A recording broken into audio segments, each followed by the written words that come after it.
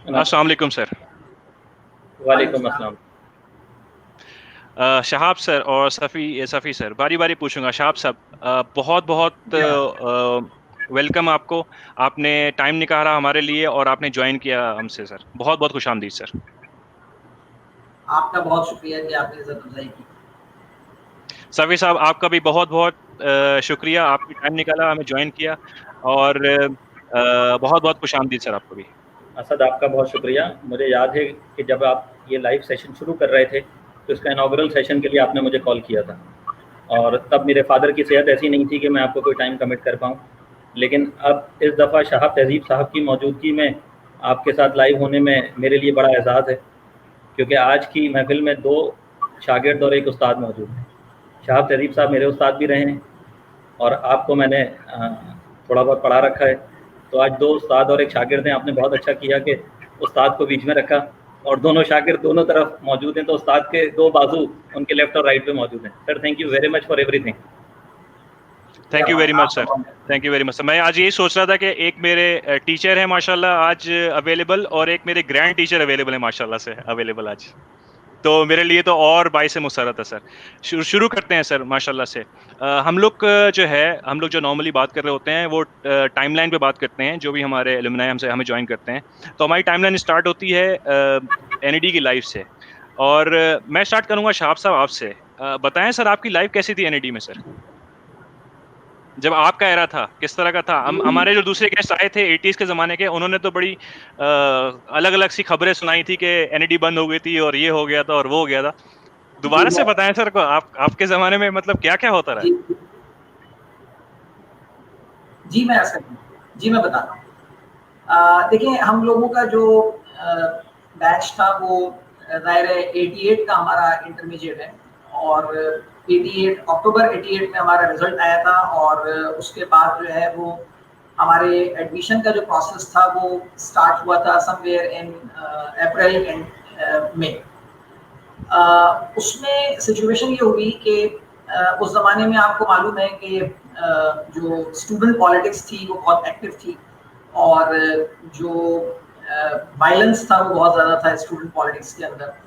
तो एक बड़ा अनफॉर्चुनेट इंसिडेंट हुआ उस दौरान में, जबकि हमारा एडमिशन प्रोसेस जो था वो चल रहा था। ये स्टार्ट तो हुआ था अप्रैल मई में, लेकिन ये कि समवेयर इन परहैप्स मई और जून जो है वो एक इंसिडेंस ये हुआ कि कराची यूनिवर्सिटी में फायरिंग से जो है वो 3 स्टूडेंट्स जो थे वो जाँ बहक हो गए।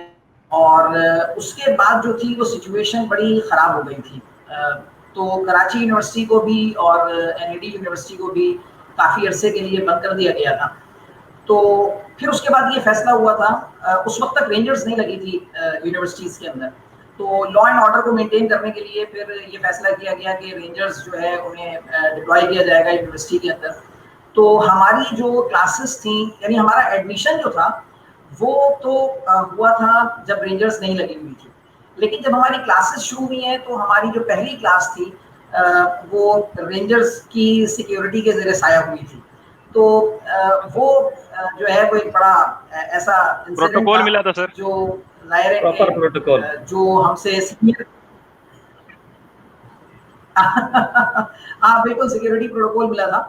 और उसमें मैं आपको बताऊं कि जिस दिन मेरा बिल्कुल फर्स्ट डे था तो रेंजर्स जो थे वो बॉडी सर्च कर रहे थे, और जाहिर है उस ज़माने में काफ़ी सख्ती थी इस हवाले से। तो हुआ ये कि जब उन्होंने मुझे बॉडी सर्च किया तो जो उनके पास डिटेक्टर था, मेटल डिटेक्टर, उसमें कोई एक ज़बरदस्त किस्म की आवाज़ आ रही, तो उन्होंने मुझे साइड में खड़ा कर दिया। अब सारे स्टूडेंट्स जा रहे थे और मैं फर्स्ट डे, और मैं जो है वो यानी ज़ाहिर है टेंशन अलग यूनिवर्सिटी की, और ये टेंशन अलग कि क्लास मिस हो रही है। मतलब हम लोग जिस तरह के आदी थे वो ये कि क्लास का जो है वो 1 सेकंड भी मिस नहीं होना है। तो अब हम इस टेंशन में कि क्लास मिस हो रही है, वहाँ रेंजर्स का जो सिपाही था उसने मुझे खड़ा किया हुआ था साइड के अंदर, और वो बार बार मुझसे पूछ रहा था कि तुम्हारे पास क्या है। तो मैंने कहा भाई मेरे पास कुछ नहीं है, मेरे पास तो चंद एक पैसे हैं जेब के अंदर और कुछ भी नहीं है। तो इत्तेफाक से हुआ ये कि उसने कहा कि अच्छा तुम्हारे पास जेब में माचिस है। तो मैंने कहा नहीं, माचिस भी नहीं है मेरे पास, सब कुछ निकाल कर दिखा दिया। तो वो इत्तेफाक से मेरे पास शायद कोई मेटल की कोई चीज थी मेरे पास, जिसकी वजह से वो बार बार जो मेटल डिटेक्टर था वो उसको बीप कर रहा था। तो वो इंसिडेंट्स मुझे याद है कि पहला ही दिन और जो है वो पहली क्लास लेने जा रहे हैं और इस तरह से गेट के ऊपर जो है वो खड़े खड़े अच्छा खासा टाइम जो है वहाँ पे बर्बाद हो गया था। तो बहरहाल हमारी क्लासेस का जो आगाज था वो रेंजर्स की सिक्योरिटी के तहत हुआ था। चले सर माशाल्लाह। सफ़ी साहब से पूछता हूँ सर, आपने 96 97 में के बैच से हैं सर, आपके ज़माने में किस तरह का माहौल था, किस तरह की एनईडी देखी सर? मेरे लिए एनईडी का दाखिला ही एक चैलेंजिंग एडमिशन था।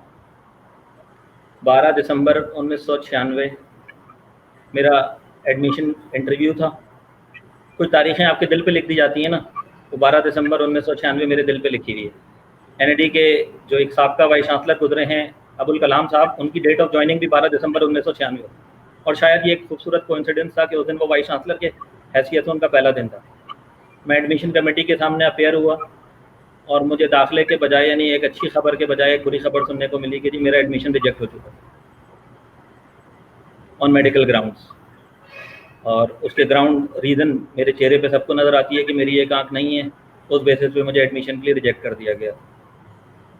अच्छा, वो दिन मेरी ज़िंदगी का कीमती दिन यूँ बना कि उस दिन मुझे मुलाकात हुई एक ऐसे शख्स से जिसका नाम है प्रोफेसर मोहम्मद नौमान, जो हमारे उस्ताद थे। वो एक मैकेनिकल डिपार्टमेंट का पियून मुझे उनके ऑफिस तक लेके गया और उन्होंने फिर मुझे रास्ता दिखाया। उन्होंने मेरी एक एप्लीकेशन लिखी, उन्होंने कहा वाइस चांसलर का आज पहला डे है, उनके पास जाओ। कलाम साहब ने अपने बादशाहाना तरीके से उसी पर लिख दिया एडमिशन ग्रांटेड। मुझे एक डॉन अखबार की माइक्रो करके दी और कहा इसको कॉपी करो। मैंने कॉपी की, माइक्रो से कॉपी करना सबको आती है, तो उसको ऊपर उन्होंने उसको रीड किया और अल्टीमेटली मुझे एडमिशन ग्रांटेड लिख के कहा जाओ। एडमिशन कमेटी में से डॉक्टर मुजफ्फर महमूद उठकर उनके पास आया और उन्हें बताया कि सर अब ऐसे नहीं होगा, अगर आपने उसको एडमिशन देना है तो मेडिकल बोर्ड बैठेगा। तो मेरा मेडिकल बोर्ड बैठा और देन मेडिकल बोर्ड ने मुझे क्लियरेंस दी और कहीं जनवरी में जाके मेरा एडमिशन हुआ। तो अल्लाह नौमान साहब को गरीक रहमत करे, उनकी वजह से मैं एनईडी पहुंचा। अच्छा, उसके बाद एनईडी का दौर ऑब्वियसली सबके लिए, मेरे पर तो एक कर्ज था नौमान साहब का। उन्होंने उस कर्ज को उतारने के लिए जब मैं उनके पास गया कि सर मैं चाहता हूँ कि आपकी कुछ खिदमत करूँ, तो उन्होंने मुझे एक बना हुआ प्रपोजल दिया कि वाइस चांसलर के पास लेके जाओ। और उसका माने में एनईडी के अंदर ग्रीन सोसाइटी बनने का आगाज़ हो रहा था, कुछ सोच जारी थी। डायरेक्टरेट ऑफ स्टूडेंट अफेयर्स होता था, डीएसए हुआ करता था। तो नौमान साहब का प्रपोजल मैंने अपने नाम से जमा कराया एनईडी में, और एनईडी के अंदर फिर ट्री प्लांटेशन का एक आगाज़ हुआ। इलेक्ट्रिकल और कंप्यूटर सिस्टम्स के दरमियान जितने दरख्त लगे हुए उनमें किसके लिए कितना गड़ा खुदा था, वो गड़े हमने खुद खोदे। हमारी क्लास के लड़के, हमने 25-25 रुपये स्टूडेंट से, 50-50 रुपये टीचर से, और मुख्तलिफ लोगों ने अपनी हैसियत के मुताबिक जो कंट्रीब्यूट किया, घड़े खोदे, बालू मट्टी डाली, पानी डाला, फिर पौधे लगाए, फिर गवर्नमेंट से पौधे अरेंज किए। तो वो एक बड़ा खूबसूरत दौर था फर्स्ट ईयर का। लेकिन वो फर्स्ट ईयर का खूबसूरत दौर अचानक से अगस्त, जब समर वेकेशन के बाद एनईडी खुली, समर वेकेशन में हमने पौधे लगा लिए तो थोड़े से दादा बन गए थे, यानी लोग पहचानने लगे थे। टीचर्स ने इज्जत देनी शुरू कर दी थी, अपने कमरे में पानी पिला देते थे, चाय पिला देते थे। तो हमारा ज़्यादा चौड़े हो गए। उस चौड़े में गलती ये हुई कि फाइनल ईयर का एक स्टूडेंट था, मैं उसका नाम नहीं लेना चाहूँगा, मैं आपको सर यहाँ पे रोकता हूँ सर, मैं आपको इस वाक्य को मैं दोबारा सही से सुनूंगा सर। मैं एक सवाल करता हूँ सर शाह साहब से, फिर हम इस पे कंटिन्यू करेंगे। मैंने सर सफ़ी साहब को सिर्फ इसलिए रोका कि मैं आपसे इसको स्टार्ट करूंगा कि सर बीइंग अ स्टूडेंट आप बदमाश थे, शरीफ से बच्चे थे, बैक बेंचर थे, फ्रंट बेंचर थे, शरारतें करते थे सर, किस तरह के बच्चे थे सर आप? बीइंग अ टीचर तो आपको नजर आता होगा कि भाई किस तरह के बच्चे हैं, लेकिन खुद को कैसे कैटेगराइज करेंगे? और सर कोई इस तरह का, जिस तरह सफ़ी साहब बताने लगे थे, हम पूछेंगे बड़े मसाला के, मैं और भी पूछूंगा, आप भी कोई इस तरह का वाकया बताएं सर। मीनवाइल मैं आपकी तस्वीरें भी शेयर करता हूँ जो आपकी यूनिवर्सिटी जमाने की थी। जी जी, तो कुछ इस तरह का बताएं ताकि बच्चों को पता चले कि भाई जब आप स्टूडेंट थे तो आपने क्या क्या किया सर। भाई देखिए, मैं तो एक बेवकूफ़ सा स्टूडेंट था बुनियादी तौर पे, और मुझे जो है वो बेवकूफ़ कह लीजिए या यूँ कह लीजिए कि मैं बहुत बुज़दिल इंसान रहा हूँ अपनी ज़िंदगी में, इस हवाले से कि जिस तरह की शरारतें बच्चे कर लेते हैं आमतौर पे, और उसके बाद वो जो है वो ये समझते हैं कि उनको जो है वो उससे कोई नुकसान नहीं पहुँचेगा, या वो उससे फ़रार इख्तियार कर लेंगे आराम से। तो मैं ऑनेस्टली स्पीकिंग मैं इस तरह का कभी भी नहीं रहा। तो मुझे इस तरह की चीज़ों से हमेशा खौफ रहा कि कहीं कोई ऐसी अगर कोई शरारत की तो ज़ाहिर है कि पकड़े जाएंगे। शरारत का ऐसा कोई बहरहाल शौक भी नहीं था। लेकिन हाँ, एक बात मैं आपको बताता हूँ। एक ज़माना शायद मेरे ख्याल में हम 3rd ईयर में थे, तो हमारे तमाम दोस्तों ने मिलकर ये फैसला किया कि पूरी क्लास ने इनफैक्ट ये फैसला किया कि भाई कल जो है वो सब इज्तिमाई बंक करेंगे, और इस बंक करने में जो है वो जाहिर है फिर कल क्लासेस नहीं हो पाएंगी। तो सब के सब ने ये बात तय कर ली कि ठीक है भाई कल कोई नहीं आएगा।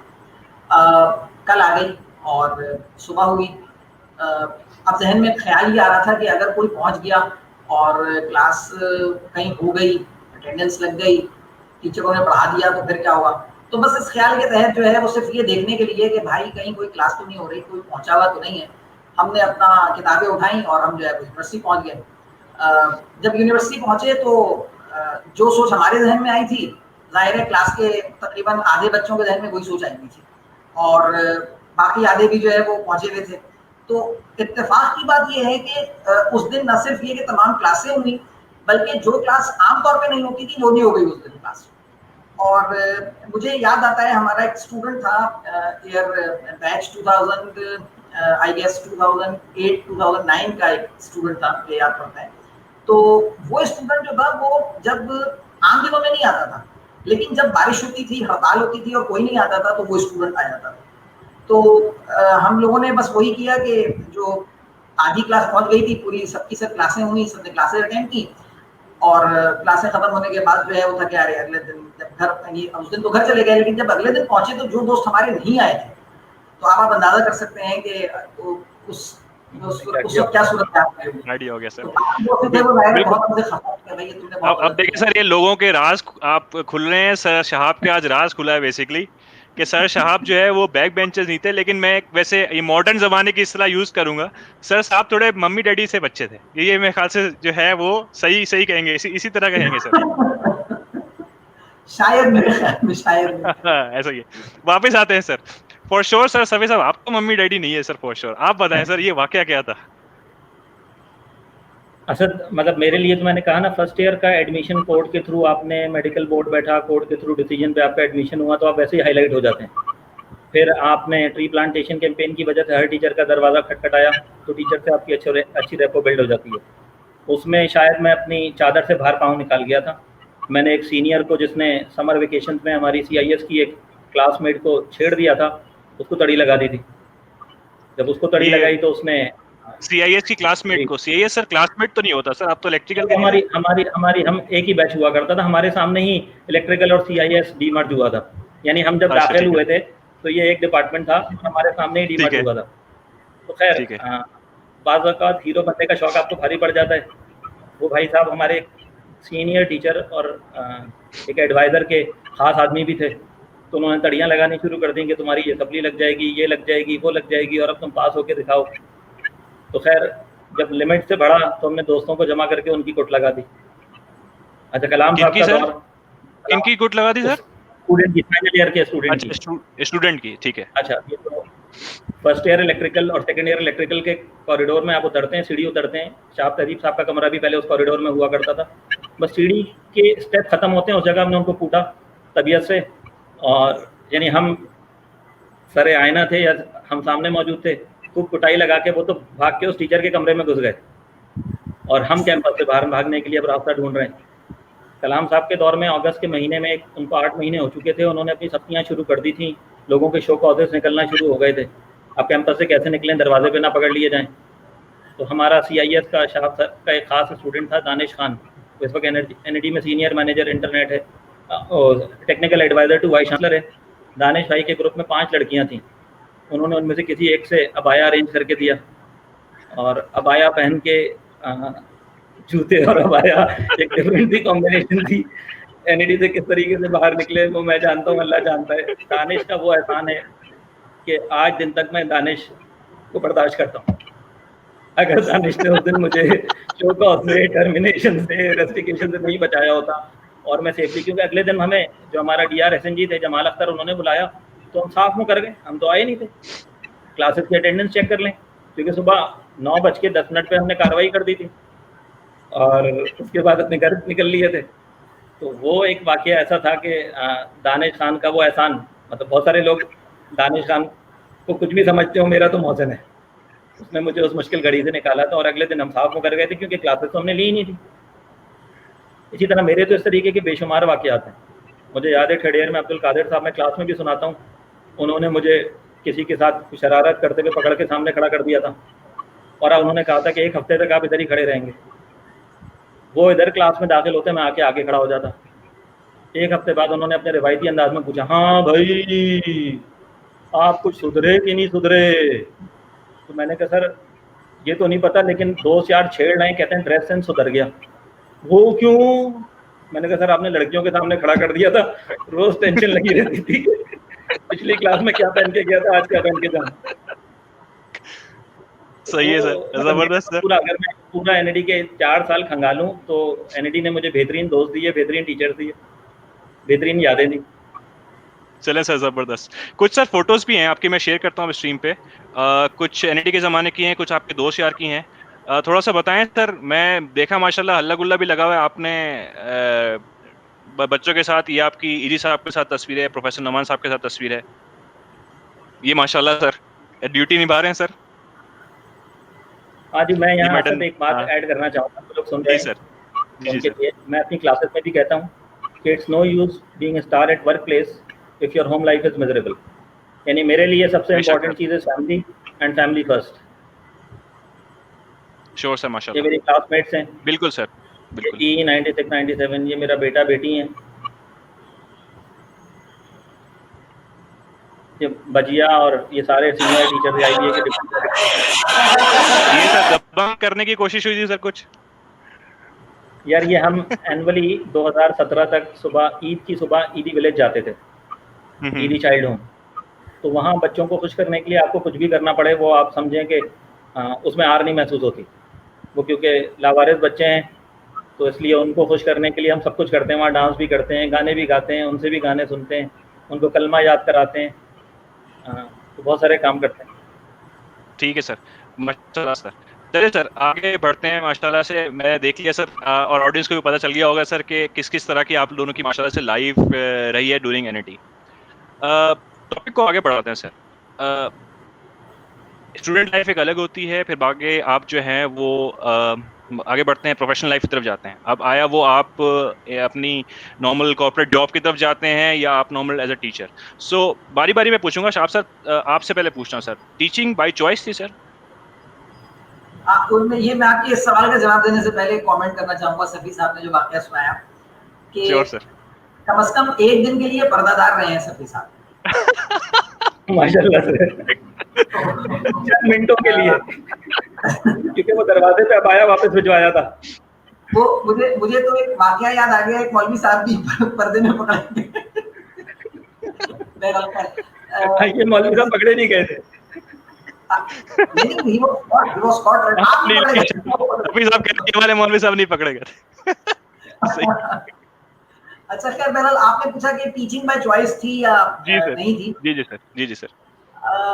देखिए अब बात यह है कि हकीकत यह है कि टीचिंग बाय चॉइस ही थी, और उसकी रीज़न ये है कि आदमी वो काम आदमी को करना चाहिए जो वो काम जिसका उसे शौक है करने का। तो अगर वो शौक है, जो काम जिस काम के करने का उसे शौक है, आप जिसे हम आमतौर पे आजकल दायरे के हम कहते हैं कि जनाब उसे पैशन है काम करने का। जब आप पैशनेट होते हैं ना किसी काम के करने के लिए, तो फिर होता ये है कि आप वो काम करके थकते नहीं हैं, आपको वो काम करके एनर्जी मिलती है। अगर आप एक दिन में 4 क्लासेस भी ले लेते हैं तो आप थकन महसूस नहीं करते, बल्कि आप at the end of the day आप एनर्जी महसूस करते हैं। अगर कोई स्टूडेंट आकर आपसे कोई एक सवाल ऐसा पूछे जिससे ये अंदाजा हो कि हाँ इसने क्लास में जो बात कही गई थी उसके ऊपर तवज्जो दी थी, फोकस किया था, ध्यान दिया था, और अब ये मजीद बात को समझने की कोशिश कर रहा है, तो ये चीज जो है वो आपको बहुत एनर्जी प्रोवाइड करती है और बहुत तवनाई देती है। तो टीचिंग ऑब्वियसली बाय चॉइस थी। माशाल्लाह सर। सर आपसे भी सेम सवाल सर साहब। असद मेरे लिए आंसर इज सेम। मेरे स्टूडेंट्स वैसे इसको ज़्यादा बेहतर बता पाएंगे कि मैं टीचिंग को एज अ जॉब लेता हूँ या एज अ पैशन लेता हूँ। मेरे लिए तो वही वाली बात है, वो काम जिसको आप एंजॉय कर रहे होते हैं उसको करते में थकते नहीं है। इशाब साहब के मुँह से ही मैंने सुना था कि वो काम जिसको आप एंजॉय करते हैं उसको करते हुए थकते नहीं हैं। तो टीचिंग इज़ माय पैशन, मैं इसको एंजॉय करता हूँ, और शायद एनईडी का एहसान है कि उसने इतने अच्छे स्टूडेंट्स और इतने अच्छे टीचर्स, यानी मैं अगर अब तुम लोग अपने बैच को या जूनियर अपने बैच को रिकॉल करें तो एक सेमेस्टर में 6 टीचर्स में से उनको 2 टीचर्स होते हैं जिनको वो अपना आइडियल कहते हैं, और 4 वो होते हैं जिनको वो बस गुजारते हैं कोर्स। हमारा बैच या हमसे सीनियर्स के बैचेस इतने खुशकिस्मत थे कि वो 40 टीचर्स में से शायद 2 टीचर्स ऐसे होंगे जिनको हम शायद याद ना हो हमें, बाकी 38 अपनी क्वालिटी की वजह से, अपनी टीचिंग की वजह से, अपनी मेंटोरिंग की वजह से। यानी आज दिन तक शाह साहब बताएंगे, ज़िंदगी का छोटा मशवरा हो, बड़ा मशवरा हो, मैं शाह साहब से ज़रूर करता हूँ। मैडम नीलोफर हो गई, नुमान साहब जब तक जिंदा थे, या जितने भी टीचर्स मेरे हयात हैं, वो इस बात को सेकेंड करेंगे कि मुझे एनएडी ने अच्छे स्टूडेंट्स और अच्छे टीचर्स इतने दिए हैं कि मैं अल्लाह का शुक्र अदा करता हूँ।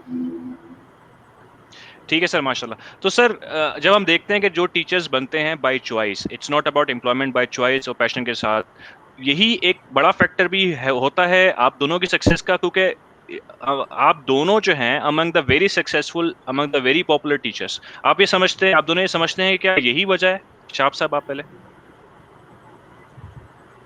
देखिए, बात असल में ये है कि आप अपनी सी मेहनत करते हैं, कोशिश करते हैं, और आपकी एक सिंसियरिटी ऑफ पर्पस होती है कि आप ये चाहते हैं कि देखिए, जिस शख्स में ये पैशन होता है ना टीचिंग का, उसकी एक पहचान ये होती है कि वो किसी को कोई बात समझा के, किसी को कोई बात कन्वे करके उसे खुशी और एक सेटिस्फेक्शन महसूस होती है।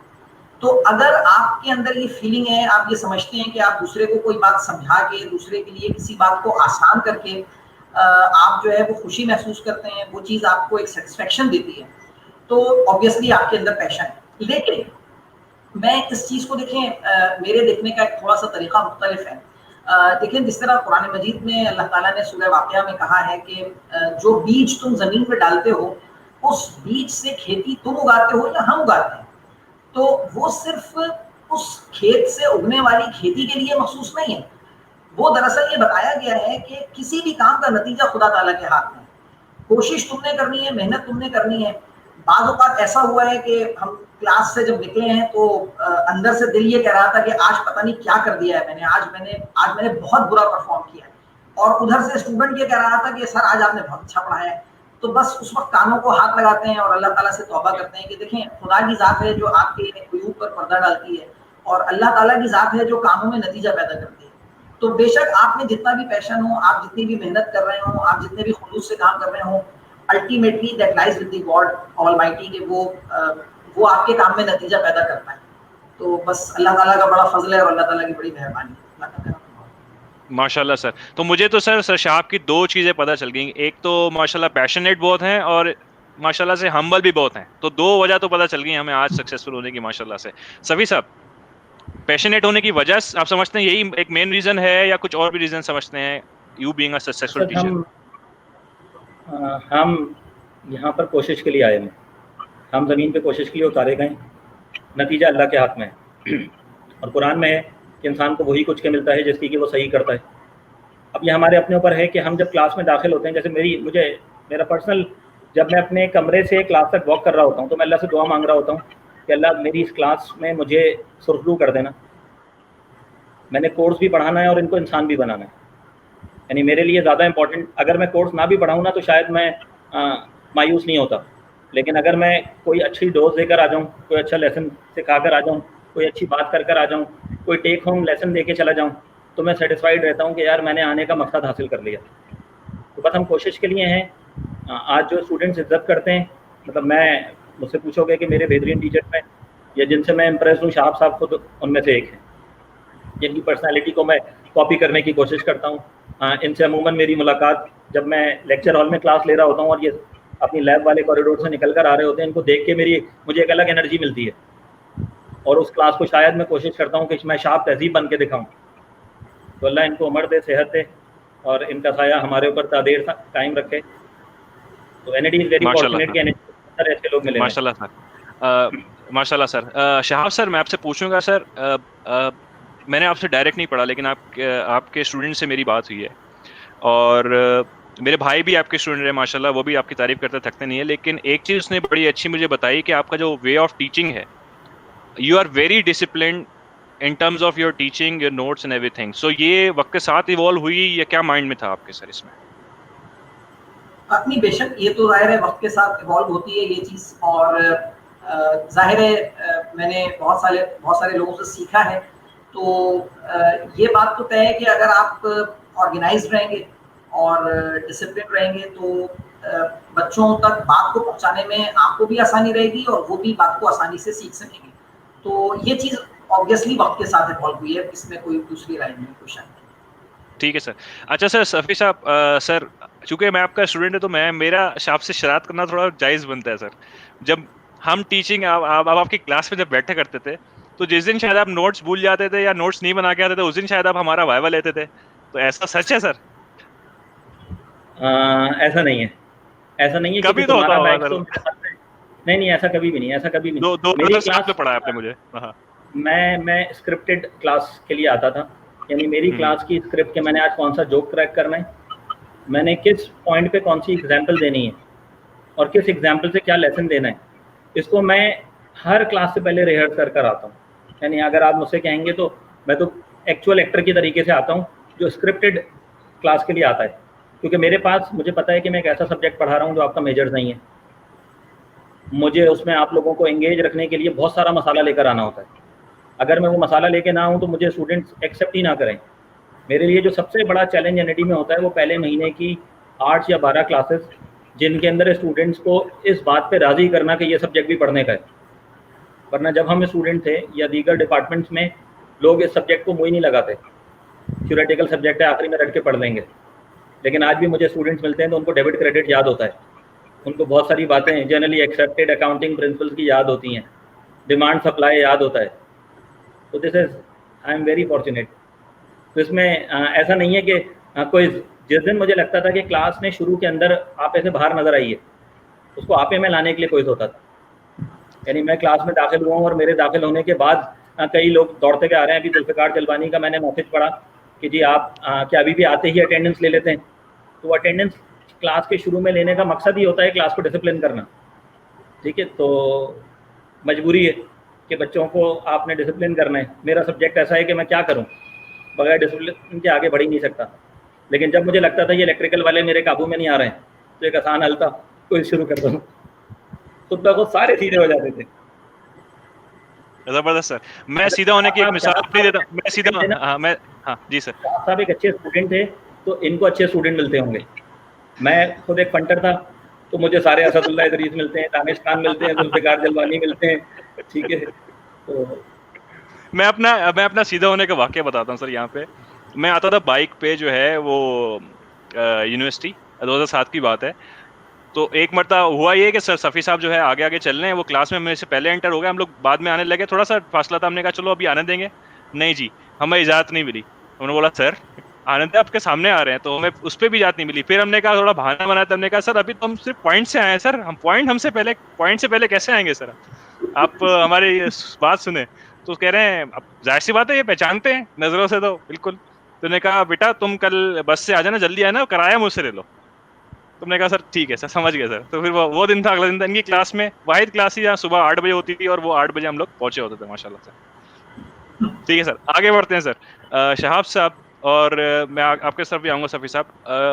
जब मॉडर्न ज़माना हम देखते हैं यूनिवर्सिटी में भी, और जो रिक्वायरमेंट्स आती हैं बीइंग अ टीचर और पीएचडी काइंड ऑफ बिकम लाजिम और मलजूम। तो मैं पूछूंगा सर, क्या वैसी वजह हुई कि आपने और सफ़ी साहब ने इस तरफ नहीं सोचा, या क्या इस तरह की चीज थी कि भाई पीएचडी की तरफ आप लोग नहीं मूव हुए? आप मुझसे पहले मुझे जी जी जवाब सर, देना है। जी सर आप देखिए असल में सीक्वेंस हम रखेंगे सर, पहले आप और फिर सफ़ी साहब। असल में बात ये है कि जाहिर है ये बात तो तय है कि पीएचडी किए बगैर और जाहिर है इस आला तालीम के बगैर जो है वो यूनिवर्सिटीज़ में पढ़ाना जो है वो जाहिर है जो तरक्की याफ्ता ममालिक हैं उनमें तो ये मुमकिन ही नहीं। लेकिन जाहिर है हमारे यहाँ जो जिस तरह का हमारे यहाँ सूरत हाल जिस तरह की है, जो रिसोर्सेज अवेलेबल हैं जिस तरह हमारे यहाँ, तो जाहिर है हमारी ये मजबूरी है हमारी यूनिवर्सिटीज़ की कि वो हम जैसे नालायकों को भी पढ़ाने पर लगा देती हैं। तो अब हुआ ये कि इनिशियली मेरा ख्याल ये था कि शायद मुझे जो है वो पीएचडी करने के लिए बाहर चले जाना चाहिए, किसी बहुत बेहतर यूनिवर्सिटी जो है उससे मुझे पीएचडी करना चाहिए। लेकिन सूरत हाल कुछ इस नौइयत की थी कि मुझे 2005 में जो है वो यूनिवर्सिटी ने कहा भी कि आप जो है वो स्कॉलरशिप लेकर, जो HEC की स्कॉलरशिप आई हुई थी, वो स्कॉलरशिप लेकर आप यूरोप में कहीं पर भी एडमिशन के हासिल कर लें और आप चले जाएं, आपको स्कॉलरशिप मिल जाएगी। मैं था और एक और हमारे साथ में फैकल्टी मेंबर थे, उनको भी ये यूनिवर्सिटी ने कहा था। लेकिन उस वक्त सूरत हाल ज़ाहिर है ये थी कि मेरी वालिदा जो थी उनकी तबीयत सही नहीं थी और ऑन एंड ऑफ तबीयत उनकी ख़राब रहती थी। तो ऑब्वियसली मेरे लिए ये फैसला मुश्किल था कि मैं क्या मुझे करना चाहिए। लेकिन ये कि इस लिहाज से ज़ाहिर है मुझे कोई मुश्किल नहीं हुई कि मेरी पहली तरजीह जो थी वो मेरी वालिदा की खिदमत थी और ये था कि बस अब कुछ सूरत हाल इस नौइयत की थी कि वो मेरी मौजूदगी से उन्हें इत्मीनान होता था। और लेकिन वो मुझसे ये कहती ज़रूर थी कि तुम जो है वो चले जाओ पढ़ने के लिए। और मैं जो है वो इस बात को समझता था कि वो ये कह तो रही हैं, लेकिन दिल से वो ये नहीं चाहती कि मैं जो है वो यहाँ से, इस वजह से जो है वो मैंने फैसला ये किया ज़ाहिर है कि मुझे नहीं जाना चाहिए। लेकिन एक बात मैं ज़रूर कहना चाहूँगा कि मुझे 2 रिग्रेट्स हैं। इस हवाले से मुझे 2 रिग्रेट्स हैं। एक रिग्रेट तो ये है कि बस इंसान होने के नाते कभी कभार ये होता है इंसान के साथ में कि इंसान जो है वो उसके ज़र्फ़ का पैमाना छलक जाता है। तो मुझे एक रिग्रेट ये है कि कभी कभी उनके सामने मेरे ज़बान से ये निकल जाता। आवाज़ आ रही है आपको? जी जी बिल्कुल आ रही है सर। आप तो बात वक्त कभी ऐसा होता था कि उनके सामने मैं ये इस बात का इज़हार कर देता था कि यूनिवर्सिटी में पीएचडी ना होने की वजह से जो है वो मुझे किन मुश्किलात का सामना है। तो जाहिर है कि वो इस चीज़ से उन्हें काफ़ी तकलीफ होती थी और वो मुझसे कहती थी कि तुम चले जाओ, तुम मेरी खातिर जो है तुम अपने मुस्तकबिल को बर्बाद नहीं करो। लेकिन जाहिर है फिर बाद में मुझे ये ख्याल होता था। और दूसरा रिग्रेट मुझे ये है कि मैं उनसे शायद ज़िंदगी भर एक झूठ बोलता रहा, और वो झूठ मैं उनसे और शायद सब लोगों से ये बोलता रहा कि मैं उनकी वजह से नहीं जाना चाह रहा हूँ, अम्मी की वजह से नहीं जाना चाह रहा हूँ। हकीकत ये है, जो बात में शायद मैंने 1-2 लोगों से शेयर की, कि हकीकत ये है कि मैं अपनी वजह से नहीं गया। ये बात नहीं थी कि मैं ये समझता था कि मेरी वालिदा मेरे बगैर नहीं रह पाएंगी। मुझे ये पक्का यकीन था कि मैं अपनी वालिदा के बगैर नहीं रह पाऊंगा। तो बस वो जो आपने कहा ना मम्मी डैडी बेटा, तो वो शायद मेरे ख्याल में वो इस एज तक आने तक जो है वो सूरत हाल इसी तरह से बरकरार रही। तो हकीकत ये है कि मैं अपनी वजह से। सर मेरे पास तो वो कोई वर्ड भी नहीं है सर इसको बात करने के। सर आप ही कुछ बात करें सफ़ी साहब। इस लाइव सेशन के अंदर मौजूद तमाम स्टूडेंट्स और आपके आज तक के तमाम स्टूडेंट्स की तरफ से मैं आपको सल्यूट पेश करता हूँ। ऑब्वियसली जिन लोगों ने आपको करीब से देखा हुआ है, जिनमें एक मैं हूँ, उनको पता है कि आपने अपनी वालिदा की क्या खिदमत की है। अल्लाह हम सबको ऐसा बना दे, अल्लाह हम सबको ऐसा बना दे, हम सबको ऐसा खिदमत करने वाला बना दे और ये सोच रखने वाला बना दे। Sir thank you very much. और जो भी हमारे जी सर बात कंप्लीट कीजिए सर। मैं कह रहा हूँ सर ने तो हर मोड़ पे हमें सिखाया है और इनकी हर बात बड़ी सुनहरी होती है। आज भी इन्होंने इतना गहरा सबक सिखा दिया है। मेरे ख्याल से सबके लिए आज की इस लाइव गैदरिंग का सबसे इम्पोर्टेंट लेसन यही होगा। Thank you very much again. और मैं जी सर ऑडियंस से मैं यही कहूँगा कि जो मैंने अभी तक नोट किया है, अब मेरे भी टीचर ही हो गए क्योंकि मैंने इनसे आज सीखा है। तो 3 चीज़ें मैं अभी तक इनसे सीख चुका हूँ। पहले कि आपको टीचिंग का पैशन होना चाहिए, and you need to have a passion. आप टीचिंग करें या कुछ और भी करें। सेकंड चीज़, you have to be humble, you have to be very humble हमेशा। एंड थर्ड चीज़, यू हैव टू बी मतलब अपने पेरेंट्स के लिए आपका जो है वो दर्द सबसे ज़्यादा होना चाहिए। So thank you very much sir, we are proud to have you as a teacher sir. Continue करेंगे सफ़ी साहब सर। पीएचडी सर, डॉक्टरेट और समथिंग रिक्वायरमेंट, उसकी तरफ कुछ माइंड नहीं गया सर, या ट्राई स्टार्ट किया था फिर कोई और मॉडलिटीज नहीं आपके तरफ? स्टार्ट किया था और मैं समझता हूँ कि बड़े अच्छे वक्त पे मुझे उस पीएचडी से रोक दिया गया। यानी मेरा एनईडी के अंदर जब मुझे 3 साल हुए थे तुम्हारे बैच को पढ़ा रहा था, उस दौर के अंदर मुझे एक जुनून चढ़ा था या किसी ने मुझे मेरे गुब्बारे में हवा भरी थी और मैंने एनईडी की सिंडिकेट का इलेक्शन लड़ा था। जिस दिन नॉमिनेशन पेपर जमा कराने का डेट था वो मेरा 3 इयर्स ऑफ सर्विस उसी दिन हुए थे। यानी मैं यंगेस्ट इन एक्सपीरियंस था to contest for syndicate election. जब मैंने अपने नॉमिनेशन पेपर जमा कराए तो शाह तहजीब साहब ने उसको सेकंड किया था इन्होंने 3 दफ़ा ये गलती की है और इनके सेकंड किए हुए सारे इलेक्शन में जीता हूँ। तो उस इलेक्शन के अंदर मुझे बार बार लोग बता रहे थे, टोटल 211 लोग थे जो वोटर्स थे, और जो वोट दूसरा मेरे अपोजिट कैंडिडेट थे उनका सीनियरिटी नंबर 1 था, मेरा सीनियरिटी नंबर 169 था। तो 211 वोटर्स में से 169 सीनियरिटी वाला सीनियरिटी 1 वाले से लड़ रहा है। तो हर कोई मुझे आके दिलासा दे रहा था कि बेटा तुम्हारा you are too young to contest for this election, तुम ये इलेक्शन आराम से हार जाओगे, कोई बात नहीं। लेकिन मैंने भी बहुत ढिठाई से उस 211 में से 198 को पर्सनली विजिट किया, हर एक को जाके बताया कि मैं एक शरीफ आदमी हूँ, ऑल दो वक्त मैं झूठ बोल रहा था, और हर एक से रिक्वेस्ट की कि जी उनको तो सपोर्ट करेंगे, आप मुझे वोट कीजिएगा। अच्छा, आखिरकार जिस दिन इलेक्शन हुआ, अच्छा शाह साहब जैसे लोग बेचारे CIS के टीचर को पकड़ पकड़ के लेकर आ रहे हैं, हाशिम मैडम सादिया इलेक्ट्रॉनिक्स वालों को, इलेक्ट्रिकल वालों को मैडम अर्जुमन पकड़ के लेकर आ रही हैं, और इलेक्शन हुआ तो मुझे 168 वोट्स मिले थे, उनको 32 वोट्स मिले थे। तो वो मेरे लिए कहिए कि फिर दोबारा से गुब्बारे में हवा भर गई, वही जो फर्स्ट ईयर में हुआ था, चौड़े हो गए। सिंडिकेट में पहुंचे तो उस गुब्बारे की हवा के अंदर हमने बहुत सारे चौड़ेपन देखे, जिसकी सज़ा में मेरी वो NOC, मुझे थीसिस मैंने सबमिट कर दी थी, मेरी NOC कैंसिल कर दी गई, और फिर मैंने उसको दोबारा पलट के नहीं देखा, क्योंकि आज जब मैं देखता हूँ तो वो PhD मेरे अल्टीमेट विजन में कहीं मैच होता ही नहीं है। अगर आज मैं PhD कर लिया होता तो जो काम मैं आज कर रहा हूँ मैं वो नहीं कर रहा होता। आज मैं एक अपर डिविजनल क्लर्क, जिसको यूनिवर्सिटी की ज़बान में चेयरमैन कहते हैं, वो बना हुआ होता और डाक इधर से उधर भेज रहा होता। तो आई एम वेरी हैप्पी कि वो कहते हैं ना, बाद औक़ात आपका एक्सीडेंट आपको आगे बड़े एक्सीडेंट से बचा लेता है। तो अगर मैंने वो काम कर लिया होता तो आज मैं एक बड़े एक्सीडेंट का सामना कर रहा होता और ज़िंदगी में नाखुश होता। ठीक है सर। अच्छा सर, आगे बढ़ने से पहले एक और बारी सवाल करूंगा सर शाह साहब से। सर बहुत सारे डिपार्टमेंट में पढ़ा है सर, CIS में तो आप खुद हैं, तो क्या CIS वाले बच्चे सबसे अच्छे लगते हैं या बाकी किसी डिपार्टमेंट के लगे कभी अच्छे? सख्त सवाल कर लिया सर।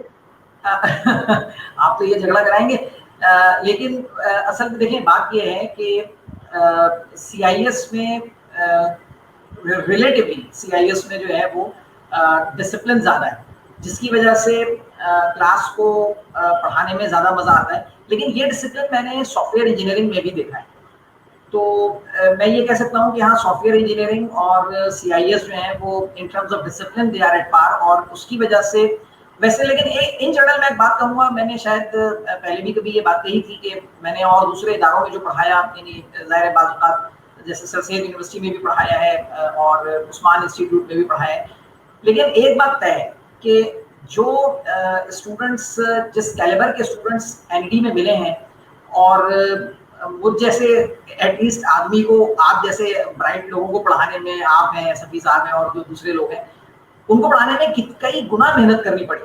तो उस चीज़ ने जो है वो यकीन करें कि जो हमारे अंदर बहुत सारी शॉर्टकमिंग्स थी और कमी थी, उसको उन गैप्स को फिल करने में बड़ी हेल्प की। क्योंकि जो सामने बैठा वो देखिए ना, आप लोग तो माशाल्लाह इलेक्ट्रिकल इंजीनियर्स हैं, और आप लोगों को, आपसे बेहतर कौन इस चीज़ को जान सकता है कि जब तक कोई ऑपोजिंग फोर्स ना हो उस वक्त तक एनर्जी कन्वर्जन नहीं हो पाती। जिस तरह से आप जनरेटर का प्रिंसिपल देखें, इलेक्ट्रोमैग्नेटिक इंडक्शन का प्रिंसिपल देखें, तो जब तक कोई ऑपोजिंग फोर्स ना हो एनर्जी कन्वर्जन नहीं हो पाती। तो जब तक आपको सामने से हिंड्रेंस ना मिल रही हो ना, सामने से आपको चैलेंज ना मिल रहा हो, उस वक्त तक आप बेहतर तौर पे पढ़ा ही नहीं सकते। तो ये दरअसल स्टूडेंट्स की वजह से है कि वो एक इंस्पिरेशन बन जाते हैं आपके लिए, NED के स्टूडेंट्स। तो अनमैच्ड, वो क्वालिटी तो अनमैच्ड है स्टूडेंट्स की। ठीक है सर। अच्छा सर, आपने जो बोला CIS को ज़्यादा डिसिप्लिन और अच्छे लग रहे हैं, काफ़ी कमेंट्स वहाँ की तरफ से आ रहे हैं, लेकिन मैं और सभी साहब तो कहेंगे सर मम्मी डैडी बच्चे होते हैं सर CIS के। सभी साहब, आपको सर मम्मी डैडी बच्चे अच्छे लगते हैं पढ़ाने में या? मैं चाहूँगा कि मैंने 8 डिपार्टमेंट में पढ़ाया है, तो मैं हर एक के बारे में 1 वर्ड कहूँगा। Electrical is my first love. Electrical मैंने खुद इलेक्ट्रिकल से पढ़ा है। उस कमरे में लेक्चर हॉल में खड़े होके आपको अपने टीचर्स नज़र आ रहे होते हैं, आपको डेस्क बेंच कुर्सियों पर बैठे हुए अपने दोस्त नज़र आ रहे होते हैं। यानी मुझे रेहान लुत्फ़ी नज़र आ रहा होता है, मुझे महमूद नज़र आ रहा होता है, मुझे महवेश, मिसबाह और अपने अदनान अली ख़ान अपने दोस्त नज़र आ रहे होते हैं। यानी जिस जगह पे अदनान बैठता था, मुझे उस जगह पे जब नज़र पड़ती है तो वो कोई भी बैठा हो, मुझे उस जगह पे अदनान बैठा नज़र आता था। तो वो इलेक्ट्रिकल को तो कहिए कि आपको एक अलग सी, आपके अंदर एक फ़नर लग जाता है। Thank you sir. लेकिन अगर आप मुझसे पूछेंगे कि मेरा बेस्ट एक्सपीरियंस कौन सा है, तो मुझे इत्तेफाक शायद इस फोरम में सिविल के स्टूडेंट्स कम होंगे। मेरी ज़िंदगी का बेस्ट टीचिंग एक्सपीरियंस, हाँ मतलब बेचारे सिविल वो तो उनकी कोई आवाज ही नहीं है वैसे अभी तक, लेकिन एटलीस्ट इलेक्ट्रिकल हाँ। मुझे फर्स्ट लव है, इलेक्ट्रिकल में सबसे ज़्यादा मज़ा आया, लेकिन जो बेस्ट टीचिंग एक्सपीरियंस था वो सिविल था। जो मोस्ट डिसिप्लिन्ड टीचिंग एक्सपीरियंस है वो सीआईएस। सीआईएस की क्लास को आपने एक दफ़ा क्लास के स्टार्टिंग इंस्ट्रक्शंस देनी है। इलेक्ट्रिकल वालों को आपको बार बार याद दिलाना पड़ता था, बार बार उनको कि ये थोड़ा सा उनकी रस्सी खींचनी पड़ती थी। सीआईएस वालों को एक दफ़ा कह दिया, आप क्लास में चलते के कहना कि अगली क्लास में मैं ये चीज़ करके आइएगा, तो लोग पहले से करके लेकर आए हुए होते थे। इलेक्ट्रॉनिक्स टेलीकॉम, क्योंकि I was originally posted in electronics and telecom, वो होम ग्राउंड था। होम क्राउड का जो बेनिफिट होता है, किसी और डिपार्टमेंट के अंदर मैं कभी क्लास के अंदर चाय नहीं पीता, इलेक्ट्रॉनिक्स में क्लास में चाय भी आ जाती थी, वो भी पी लेते थे, और स्टूडेंट्स के साथ वो एक कैंडिड एनवायरनमेंट थी। लेकिन जो मेरा इलेक्ट्रिकल के बाद और सिविल का तो एक यूनिक एक्सपीरियंस है, उसको तो मैं भूल ही नहीं सकता। यानी सिविल वाले बेस्ट थे, जिस तरीके से आज तक वो सारे के सारे मेरे दोस्त हैं। सेकंड मेरा जो कहिए ना सेकंड लव या second friendship was in food engineering. Food engineering का मैंने एक छोटा सा बैच पढ़ाया था, और वो सारे अब मेरी एक तरीके से फैमिली मेम्बर्स हैं। उनकी खुशी में उनके गम में मैं शामिल हूँ, मेरे हर मामले में वो शामिल हैं। अर्बन और बायोमेडिकल मैंने पढ़ाया रीजनेबल स्टूडेंट से, मुझे कोई रिग्रेट नहीं है, कोई शिकायत नहीं है। तो overall it was all good. चले चले माशाल्लाह, जितने भी सिविल वाले देख रहे हैं खुश हो जाएं, और प्लीज कमेंट करें, कमेंट करके बताएं कि भाई मजा आया या नहीं आया। आज माशाल्लाह बहुत तारीफ हुई है आप लोगों की। आगे सिविल बढ़ते हैं सर। बाकी जो एनर्जी लेवल हाँ सिविल का है वो आपको किसी और जी डिपार्टमेंट में मिलता ही नहीं है। जी, सिविल वाले आप आएं और कमेंट करें और अपनी प्रेजेंस को शो करें। आज भी प्लीज, आपका बहुत जिक्र हो रहा है, बहुत दिली तौर पर याद कर रहे हैं सभी सब आप लोगों को। प्लीज कमेंट करें और बताएं अपनी प्रेजेंस का। आगे बढ़ते हैं सर। बहुत इस सवाल से बात हुई, बल्कि मुझे एक सवाल याद आ गया आगे बढ़ने से पहले सर। आपके पास सर स्पेसिफिक रोल है सफी साहब, और इस मरतबा मैं सवाल पहले आपसे करता हूँ सर। स्पेसिफिक रोल है कंट्रोलर एग्जामिनेशन का सर। जी बिल्कुल है। बच्चे जो हैं जो एग्जाम देते हैं, वैसे तो एनईडी के, मैं तो कहूंगा कि सर जो भी बच्चा एनईडी के लिए आता है वो मम्मी डैडी होता है। बाद में थोड़ी बहुत जो हवा लग जाए वो लग जाए, लेकिन होता मम्मी डैडी है, अंदर से जो खमीर होता है उसका। तो ऐसी कोई कोई ऐसा वाकया बताएं। वैसे तो मेरे ख्याल से एनईडी ऐसी होगी कि बच्चे इतने तंग नहीं करते होंगे या कोई ऐसे परेशानी नहीं होती होगी सर, लेकिन कोई कोई तो एक ऐसा वाकया होगा sir as a control examination, क्योंकि आप तो फिर पूरी यूनिवर्सिटी को देख रहे होते हैं ना सर। उसमें कोई ऐसा वाकया जो आपको याद हो और थोड़ा सा आप सुना सकें सर, कि बच्चे ने कुछ किया हो इस तरह से। असद, हमारे यहाँ एक अनफेयर मीन्स कमेटी है जिसमें केसेस रिपोर्ट किए जाते हैं। अब एनईडी के अंदर अगर आप ओवरऑल एक बैच का इंटेक देखें तो अराउंड 3000 होता है, 4 बैचेस का मतलब 12,000। और ईयर एंड पे अनफेयर मीन्स कमेटी के पास जो टोटल केसेस आते हैं वो 5 या 6 होते हैं। अगर आप परसेंटेज में देखेंगे 12,000 स्टूडेंट्स में नथिंग। से 5 6 मैक्सिमम 9, यानी वो कोई कंपैरिजन है नहीं। अच्छा, उसमें भी ऐसा नहीं होता कि स्टूडेंट बस स्टूडेंट भोला था पकड़ा गया, वरना चीटिंग तो मैंने भी की है, चीटिंग तो आपने भी की है, ठीक है। उसमें मैं ये कहूँ कि कोई स्टूडेंट बस भोला होता है, जो पकड़ा जाता है ना वो भोला होता है। वो बेचारे का बुरा दिन था तो वो पकड़ा गया। अदरवाइज एनईडी के अंदर मैं अगर देखूं, मुझे कोई ऐसा नेगेटिव, आजकल मोबाइल अब आ गया है, लोग मोबाइल के थ्रू चीटिंग कर रहे होते हैं। लोगों ने वायरलेस नोट्स लगा रखे होते हैं, उनके थ्रू चीटिंग की कोशिश करते हैं, पकड़े जाते हैं। अल्हम्दुलिल्लाह हमारे इन्विजिलेटर्स बहुत विजिलेंट हैं। एनईडी के अंदर ये जो क्वालिटी है, यानी फैकल्टी एनईडी के अंदर क्वालिटी है, स्टूडेंट्स क्वालिटी आता है, बस उनको मोटिवेट रखना सबसे इंपॉर्टेंट टास्क है एनईडी के लिए।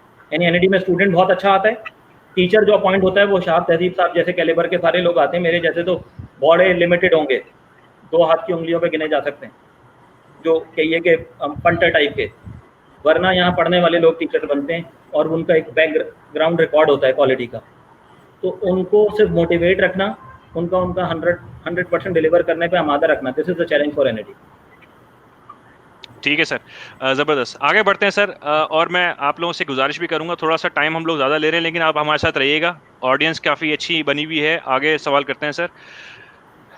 टीचर एज अ मेंटर, देखें आप जब टीचिंग कर रहे होते हैं तो आप सब्जेक्ट पढ़ा रहे होते हैं। ये तो एक आप बात करें सिर्फ एनईडी के लिहाज से कि बच्चा पास कर देगा, आप इस साल पास हो जाएगा, ये सिर्फ आप बात करते हैं सिर्फ 6 महीने की या 1 साल की बात।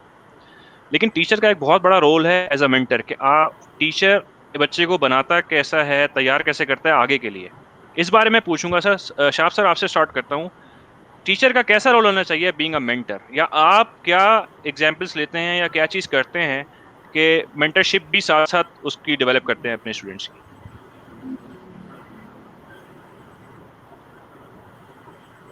शाह असल सर। में देखें, जी जी बात जी। ये है कि ये तो जी, जी सर। आप आवाज आ रही है आपको? जी सर, आपकी आवाज आ रही है। आई गेस थोड़ा सा आवाज आ लैग रही है, है? लेकिन we will wait for you. जी सर, आप बताइए। अच्छा अच्छा, मैं अर्ज ये कर रहा था कि देखें, बात असल में ये है कि आप अगर कोई भी काम करने लगे, टीचिंग को छोड़ दीजिए, आप कोई भी काम करने लगे, अगर आपको ये एहसास हो जाए कि उस काम की अहमियत बिल्कुल भी नहीं है, फर्ज कीजिए, तो आप उससे बिल्कुल वाजिबी सा अंजाम देंगे, आप उसमें कोई दिलचस्पी नहीं लेंगे, आप उसे यूं ही करेंगे।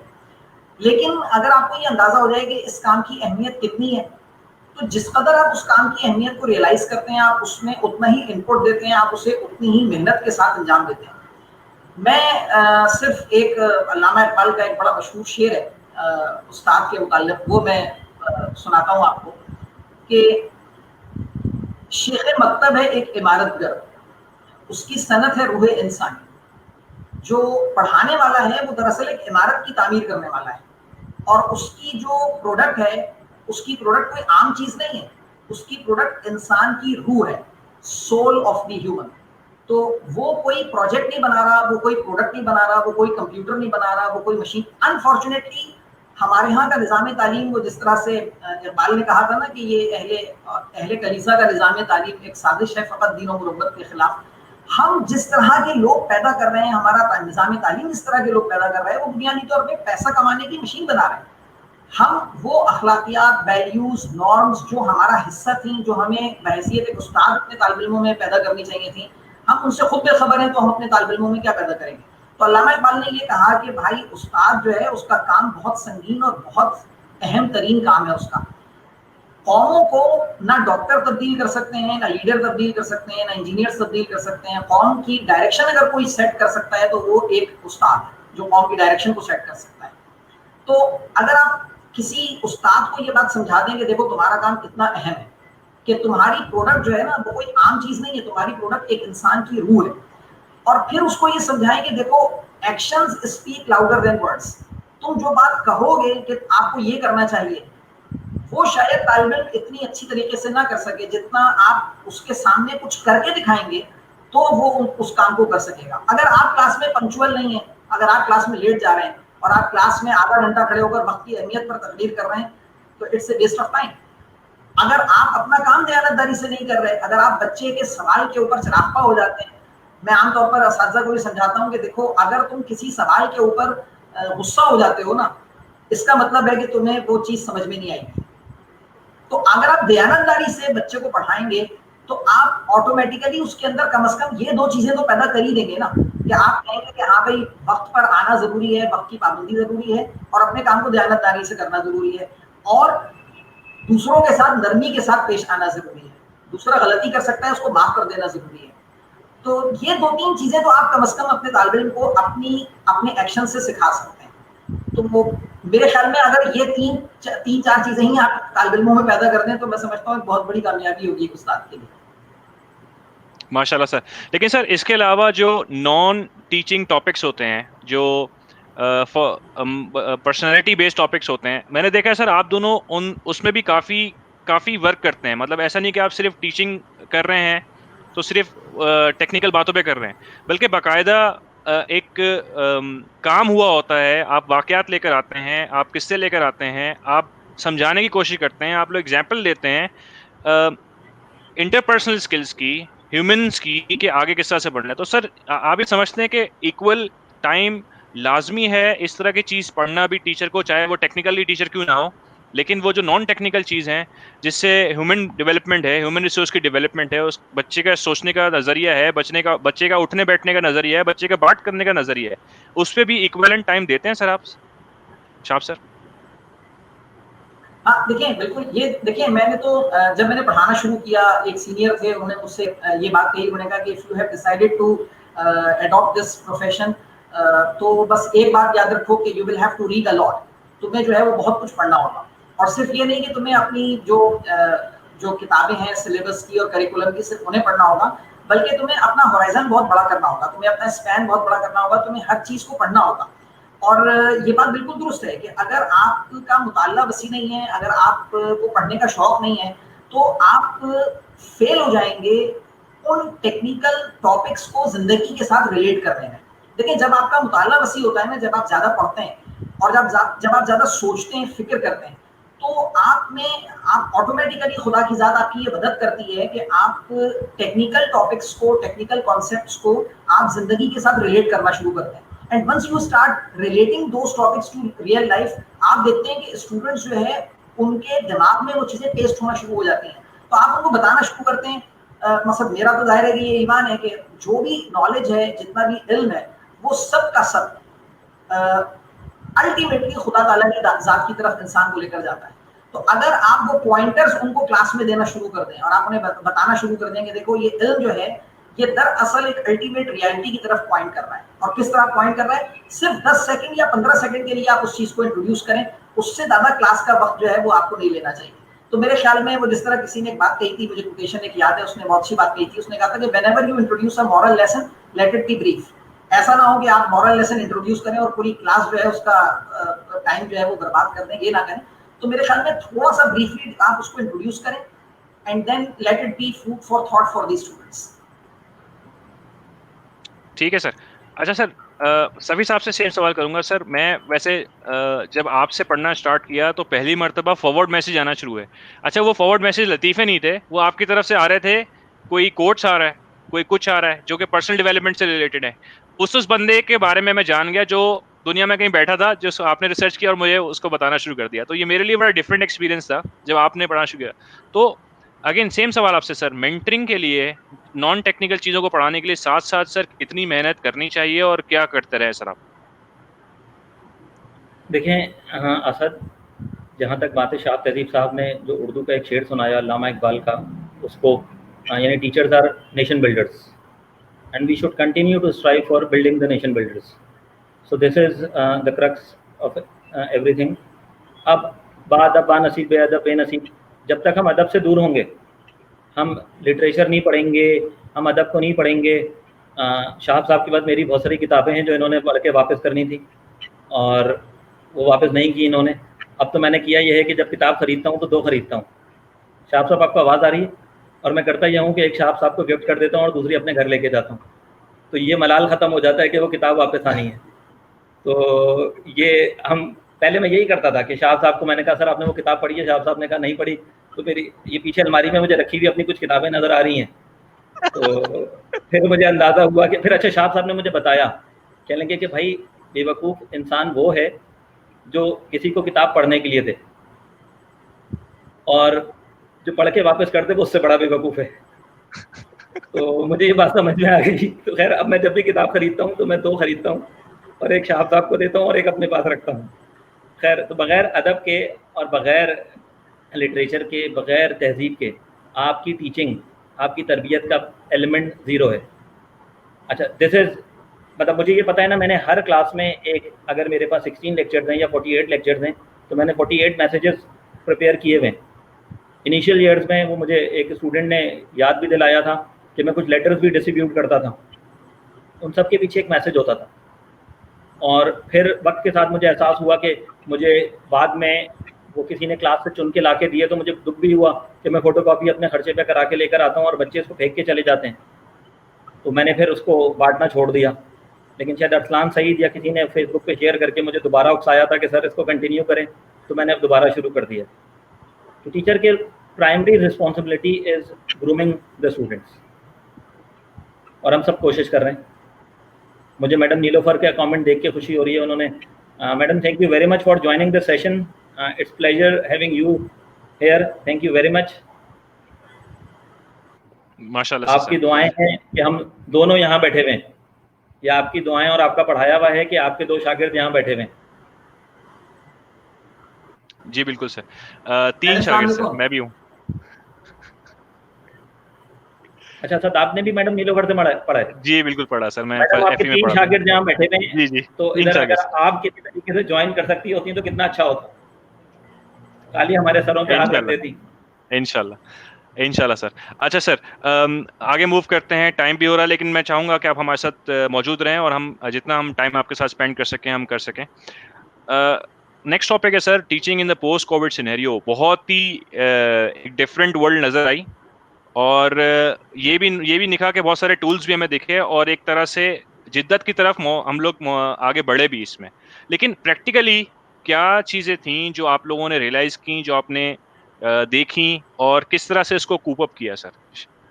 शाह सर, कोविड के बाद का टीचिंग देखिए, सिनेरियो कितना डिफरेंट है पहले से, किस तरह से आगे उसको लेके चलना है, थोड़ा सा कमेंट करें हाँ सर।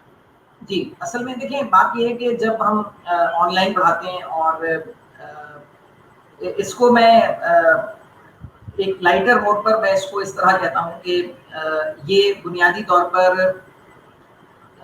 उर्दू शायरी में जो एक इस्तेमाल होता था ना कि चिलमन के पीछे से पढ़ा रहे हैं बैठे हुए, तो ये दरमियान में वो एक हिजाब हायल है, दरमियान में ये हिजाब हायल है और हिजाब के साथ जो है वो आपको पढ़ाना है। तो इसमें एक चैलेंज तो देखिए ये आया, और ज़ाहिर है जो डिफ़िकल्टी होती है बुनियादी तौर पे अगर वो आप उसे एज ए चैलेंज एक्सेप्ट कर लें तो आप जो आपकी वीकनेस होती है और आपकी जो शॉर्टकमिंग होती है आप उसको इम्प्रूव करने का मौका आपको मिल जाता है। तो जो चीज़ मैंने रियलाइज़ की वो ये थी कि जब हम क्लासरूम में खड़े होकर पढ़ा रहे थे तो बाज़ कॉन्सेप्ट्स ऐसे थे जिन पर शायद हमने इतनी ज़्यादा तवज्जो नहीं की थी और उनको इतनी ज़्यादा तफसील के साथ हमने क्लास को नहीं पढ़ाया था। लेकिन जब हम उनके लेक्चर रिकॉर्ड करने लगे और लाइव सेशंस लेने लगे तो हमें ये अंदाज़ा हुआ कि चंद एक चीज़ें ऐसी हैं जिन पर ज़्यादा तवज्जो देने की ज़रूरत है और उनके चंद एक डायमेंशंस ऐसे हैं जिन्हें ज़्यादा एक्सप्लोर करने की ज़रूरत है। तो उससे लकीली फॉर्चुनेटली ये हुआ कि हम उन चीज़ों को मज़ीद बेहतर तौर पर टाइम देने में हम जो असातिज़ा हैं वो कामयाब हुए। ये तो ज़ाहिर है कि जो चैलेंज साइड थी उससे एक अपॉर्चुनिटी जो जनरेट हुई वो मैं उसकी बात कर रहा हूँ। लेकिन एक नेगेटिव एस्पेक्ट ये रहा इसका, यानी जिससे आप कह लें कमी रही, वो ये थी कि जो इंटरेक्टिव क्लास होती है, यानी जो जब आप क्लास में खड़े होकर क्लासरूम में खड़े होकर पढ़ा रहे होते हैं और फिजिकल क्लास जो है चल रही होती है, तो उसमें एक बहुत अहम पहलू ये होता है कि स्टूडेंट्स के साथ आपका मुस्तकिल तौर पर इंटरेक्शन होता है। और जाहिर है इतने अरसे पढ़ा लेने के बाद इतना अंदाजा जरूर हो जाता है स्टूडेंट्स के फेसेस को रीड करके कि उनको बात किस हद तक समझ में आ गई है और कहाँ पर जो है वो बात को मजीद हैमरिंग करने की जरूरत है, मजीद बताने की जरूरत है। तो वो चीज़ जो है वो मिसिंग थी ऑब्वियसली। और जाहिर है इस इंटरेक्शन के मिस होने से ना एक और भी चीज़ जो हुई वो एक थोड़ा सा नुकसान असातिज़ा का ये भी हुआ कि देखें जब आप स्टूडेंट के साथ इंटरेक्शन करते हैं तो ये एक विन विन सिचुएशन होती है। स्टूडेंट्स जो है वो अपने साथ एक बहुत ही जबरदस्त किस्म का आईक्यू इंटेलिजेंस लेकर आ रहे होते हैं, क्योंकि जिस तरह आपको मालूम है एक साइंटिफिक स्टडी भी ये कहती है कि हर आने वाली जनरेशन जो है वो अपनी गुज़िश्ता जनरेशन से जो प्रीसीडिंग जनरेशन है उससे 1.5 टाइम्स उसका इंटेलिजेंट क्वोशिएंट हायर होता है, इंटेलिजेंट होती है। लेकिन वो उस इंटेलिजेंस को लेकर आते हैं, आप अपने एक्सपीरियंस को लेकर आते हैं। तो ये चीज़ जो है वो एक सिनर्जी क्रिएट करती है क्लासरूम के अंदर। और मैं तो अक्सर मैं सभी साहब के लिए नहीं कह रहा और ना दूसरे साथी के लिए कह रहा हूँ, अपने लिए कह रहा हूँ कि मैं शायद स्टूडेंट्स को इतना नहीं सिखा सका जितना कि स्टूडेंट्स ने मुझे क्लासरूम के अंदर सिखा दिया है अपनी उस जहानत से और अपनी उस इंटेलिजेंस से। ये एक मिसिंग फैक्टर है जो फिजिकल क्लासरूम का, जो हम मिस करते हैं। ठीक है सर। सफ़ी साहब, आपका क्या टेक है इस सवाल पे? देखो असद, ये तो हमारा अपना स्टैंड है कि हम इस प्रॉब्लम को एज एन अपॉर्चुनिटी देखें। यानी मैंने पर्सनली इस सेमेस्टर में टीचिंग को बहुत एंजॉय किया और शायद मुझे एक ऐसा कोर्स मिला पाता जिसके अंदर मार्जिन बहुत थी। ऑक्यूपेशनल सेफ्टी एंड हेल्थ के अंदर ऑनलाइन में पढ़ाने के लिए आपके पास इतनी एग्जांपल्स, इतनी इलस्ट्रेशंस, इतनी वीडियोस मौजूद हैं कि आप स्टूडेंट्स को रियल लर्निंग इम्पार्ट कर सकते हैं। लेकिन एक चीज़ जो शाह साहब ने कही कि इन्होंने कहा कि स्टूडेंट्स ने इनको ज़्यादा सिखाया और इन्होंने स्टूडेंट्स को कम सिखाया। मैं ये समझता हूँ कि वो जो फिज़िकल क्लास में बातें हम सिखाते थे वो होता क्या था, असद ने कुछ किया, असद के ऊपर एग्जाम रख के किसी दूसरे को या पूरी क्लास को मैसेज दिया, तो यहाँ पे वो अपॉर्चुनिटी कम हो गई। यानी वो जो अदर देन टीचिंग हम सिखाते थे, अब यहाँ पे हमारा फोकस होता था पॉइंट ब्लैंक ऑन टीचिंग।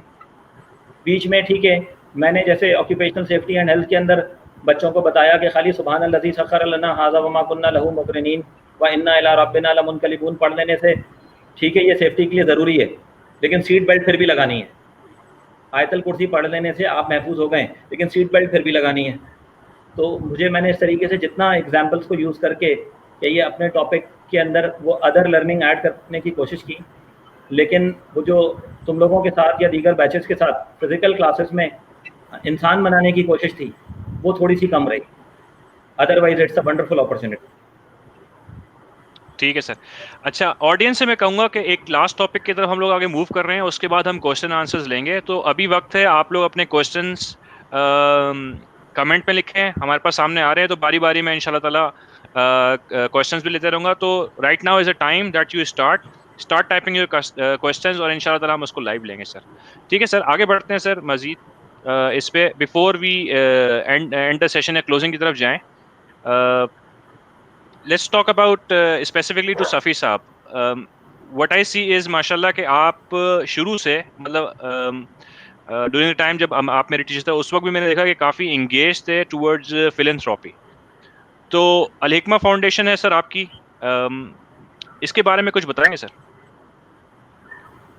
देखो असद, अल हिकमा फाउंडेशन शायद पैदा हुई थी दिसंबर 12, 1996 को, जिस दिन मेरी मुलाकात हुई थी प्रोफेसर मोहम्मद नौमान से। यानी अगर मैं ये क्रेडिट उनको ना दूं और अपने अंदर इस जरासीम का बीज बोने वाला उनको ना कहूं तो ये गलत होगा।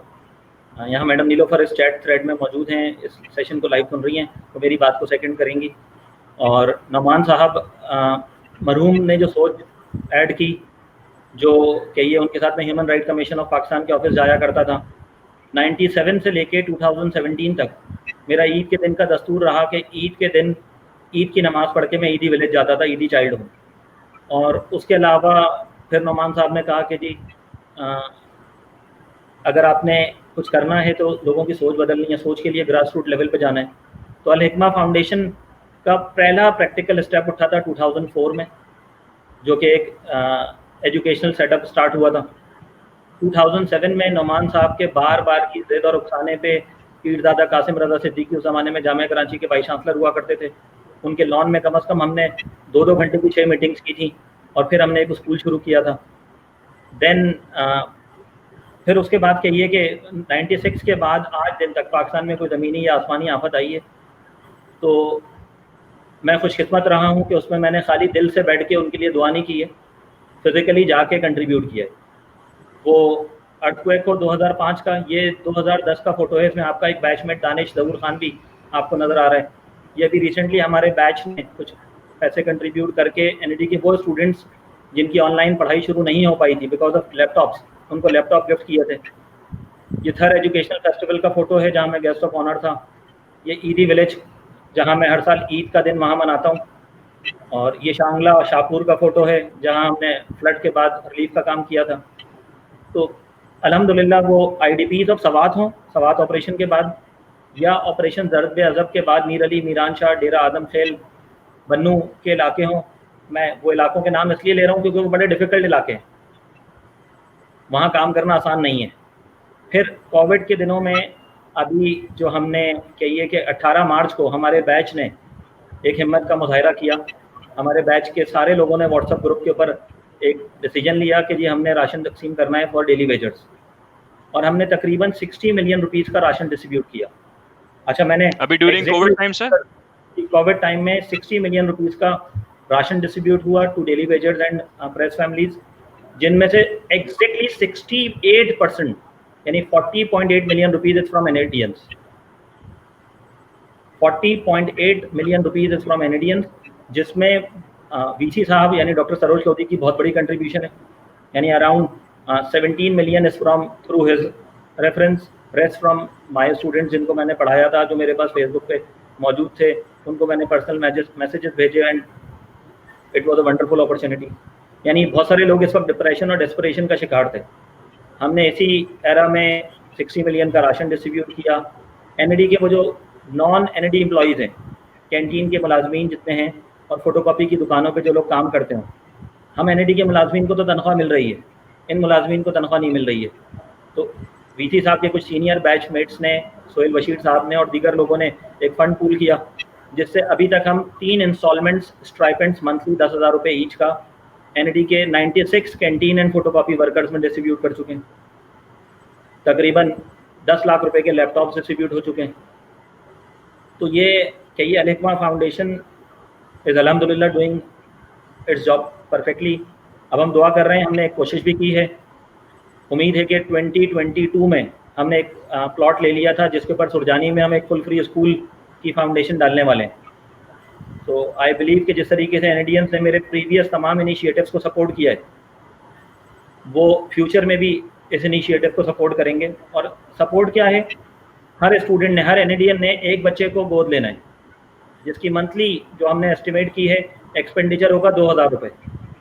तो इसका मतलब साल के 24,000 रुपये अगर हर स्टूडेंट निकाल दे एक बच्चे के लिए, तो इंशाल्लाह उस जगह पे हम कम से कम 4000 स्टूडेंट्स को ग्रास रूट लेवल एजुकेशन दे सकेंगे इंशाल्लाह।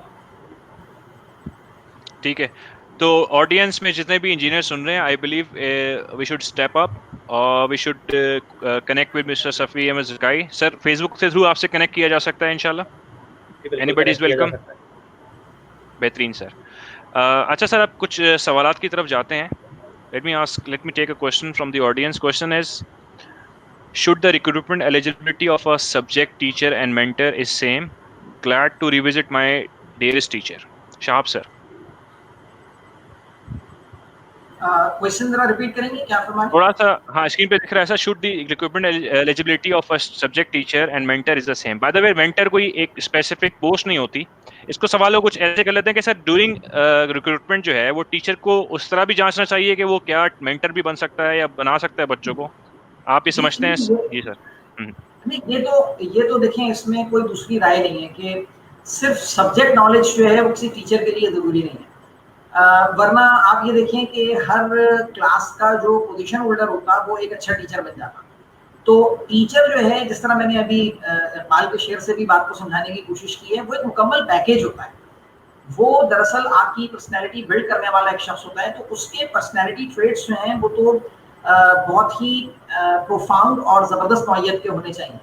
तो चंद एक क्वालिटीज़ तो टीचर में, यानी जिस शख्स को आप हायर कर रहे हैं पढ़ाने के लिए, उसमें चंद एक क्वालिटीज़ का होना तो मेरे ख्याल में एसेंशियल है। फॉर एग्जांपल, पेशेंस है उसके अंदर, पेशेंस है उसके अंदर, अपनी गलती तस्लीम कर लेना है। अगर वो अपनी गलती तस्लीम नहीं करता तो फिर वो ज़ाहिर स्टूडेंट्स को भी ये नहीं सिखा सकता कि गलती किस तरह तस्लीम की जाती है। और गलती तस्लीम कर लेना जो है वो बड़े आदमी की निशानी होती है।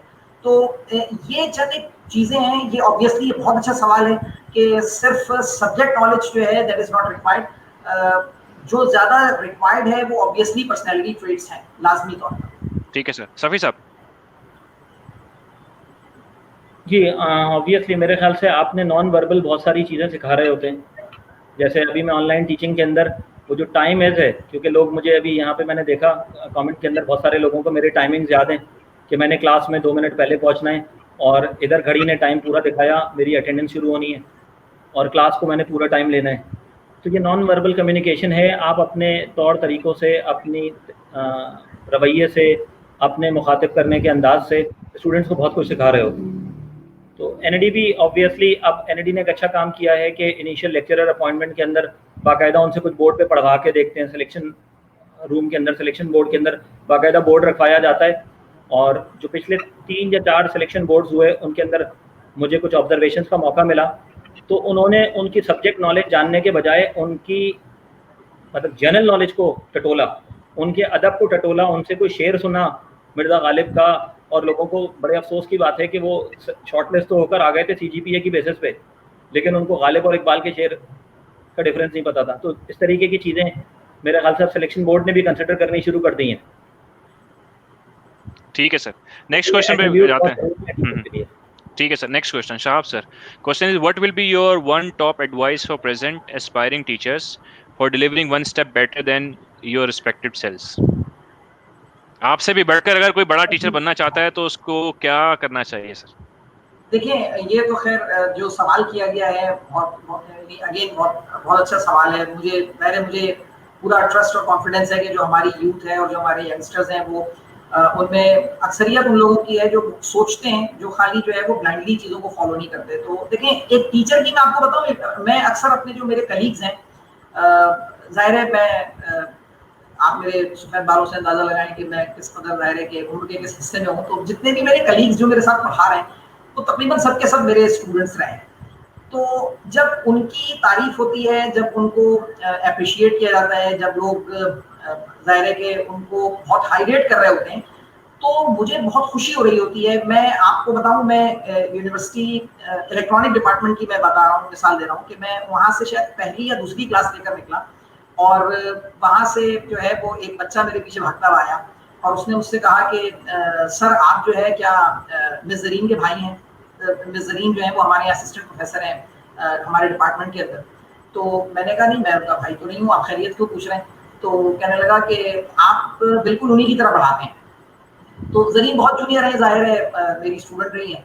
तो जब उसने मुझसे कहा कि आप उनकी तरह ही पढ़ाते हैं, तो मुझे यकीन करें बहुत खुशी हुई। मैंने कहा इसका मतलब ये है कि चलो ठीक है, असल बात ये होती है कि आप एक ऐसा टीचर तैयार करें, एक असल टीचर की कामयाबी ये होती है कि वो एक ऐसा टीचर तैयार करे जो उससे आगे निकल जाए।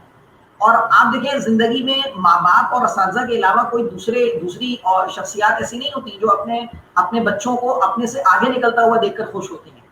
और उनको इससे ज्यादा खुशी और मसरत किसी और चीज से नहीं होती कि उनके बच्चे, उनके स्टूडेंट्स उनसे आगे निकल गए। तो ये बात दुरुस्त है कि उसके लिए क्या क्वालिटीज होने की जरूरत है। देखिए मैं हमेशा मेरा इस चीज में बिलीफ है कि इंसान की कामयाबी में ना टेक्निकल नॉलेज एक वो करती है प्ले, लेकिन बहुत बड़ा रोल जो है ना उसके पर्सनैलिटी ट्रेट्स का होता है। तो अगर कोई शख्स अच्छा टीचर बनना चाहता है ना, तो सबसे पहली चीज तो उसके अंदर ये होनी चाहिए कि वो इस बात को तस्लीम कर ले कि उसको पेशेंस और उसको जो दूसरों को सिखाने का जज्बा है, यानी उसकी नीयत नेक होनी चाहिए। अगर वो इस नीयत से आएगा कि मेरा नाम हो जाए और मैं जो है वो, तो जाहिर है ये चीज जो है ना वो सक्सेसफुल नहीं हो पाएगी। उसके अंदर एक सिंसियरिटी ऑफ पर्पस की होनी चाहिए कि मैं किसी को सिखाकर मुझे सेटिस्फेक्शन मिल जाए। तो फिर आप देखेंगे, आप सिंसियरिटी ऑफ पर्पस रखें, पेशेंस रखें, आप जो है वो अपने अंदर नरमी का बर्ताव रखें, फिर आप देखें बस खुदा की जात जो है वो आपको इंशाल्लाह कामयाब करेगी। ठीक है सर। सफ़ी साहब। असद, मैं शहाब साहब की सारी बातों को सेकंड करूंगा, लेकिन साथ कहूंगा कि teacher is also a human being. Teacher is a subset of human being. वो कहते हैं ना कि बस के मुश्किल है हर एक काम का आसान होना, आदमी को मयसर नहीं इंसान होना। तो अच्छा टीचर बनने के लिए पहले अच्छा इंसान बनना पड़ता है, और अच्छा इंसान बनने के लिए शहाब तहजीब जैसे अच्छे टीचर से पढ़ना पड़ता है। तो वो खुशकिस्मत हैं जिन्होंने सर शहाब से पढ़ा है। आप उतने खुशकिस्मत नहीं है, लेकिन यकीनन मैंने वैसे सर दरख्वास्त दे दी थी सर, कोई वर्चुअल क्लास है तो मुझे बता दें, मैं फॉर्मेलिटी पूरी करता हूँ आपकी क्लास लेके सर। आपका शागिर्द बनने के लिए आपसे बैत करना चाहता हूँ। बिल्कुल सर। तो अच्छा टीचर बनने के लिए पहले आपको अच्छा इंसान बनना होता है। और अगेन शहाब साहब ने जो कहा ना कि आपको इनको मिस जरीन की तारीफ सुन के खुशी हुई। मुझे एनडी के अंदर पढ़ाते हुए 96 और 2006 में मैंने ज्वाइन किया था, 2020 है। अभी तक 3 दफ़ा ऐसा हुआ कि मेरी एवेल्यूएशन रिपोर्ट में मैं हाईएस्ट रैंक नहीं हुआ। उनमें से एक दफ़ा इलेक्ट्रॉनिक्स में वो साल था जिसमें मैं और शहाब तहजीब साहब साथ साथ पढ़ा रहे थे, और मैं अपनी हर क्लास के शुरू में बताता था कि यार जो साहब निकल के गए ना, मैं कुछ भी पढ़ा लूँ, मैं इन जैसा नहीं पढ़ा सकता। तो उस साल शहाब तहजीब साहब को हाईएस्ट रैंक किया गया था। मैं इनको सल्यूट करने के पास पहुंचा था और इनको मैंने कहा था कि सर मुझे इस हार पे खुशी है, यानी वो नंबर है उसकी कोई सिग्निफिकेंस नहीं है, लेकिन मुझे खुशी थी कि मैं उस मंच में शहाब तहजीब साहब के साथ पढ़ाने का मौका मिला, जैसे वो खुशी आज मैं दोबारा शेयर कर रहा हूँ। पिछले 2 सेमेस्टर से इलेक्ट्रिकल के अंदर मैं कंसेक्टिवली अपनी एवेल्यूएशन में सेकंड पे रैंक हो रहा है। यानी मेरी एवेल्यूएशन होती है 9.348, और एक मेरा अपना स्टूडेंट है जिसको जब पिछले सेमेस्टर में उसने मुझसे ज़्यादा रैंक किया तो मैं उसके पास एक किताब और एक गिफ्ट लेके गया। उसका नाम है फारूक सिद्दीकी। इस दफ़ा भी मैंने अपनी पोस्ट का फ़ायदा उठा के एवेल्यूएशन पहले निकलवा ली और उसको फ़ोन करके मुबारकबाद दी कि तुमने इस दफ़ा मुझे फिर हराया है, तुम्हारा गिफ्ट मुझ पर ड्यू है। तो हमने मिल के अच्छे स्टूडेंट्स क्रिएट करने, उनके अंदर वो सोच पैदा करनी है। और अगर तमाम टीचर्स इस बात पे फर्म हो जाए कि हमने उस सोच का बीज बो के जाना है, तो कोई रीज़न नहीं है कि आने वाला दौर, शहाब तहजीब साहब कह रहे थे ना कि 150 टाइम्स होता है, 1.5 टाइम्स ऑफ प्रीवियस जनरेशन होता है। तो जब उनके पास वो एबिलिटीज़ हमसे 1.5 टाइम्स ज़्यादा हैं, अगर हम उनके ऊपर थोड़ी सी मेहनत कर लें तो वो बहुत अच्छे इंसान बनेंगे और आने वाला दौर बहुत अच्छा है इंशाल्लाह। Next question sir. क्वेश्चन है सर शहाब साहब के लिए, how do you take care of yourself so you don't burn out?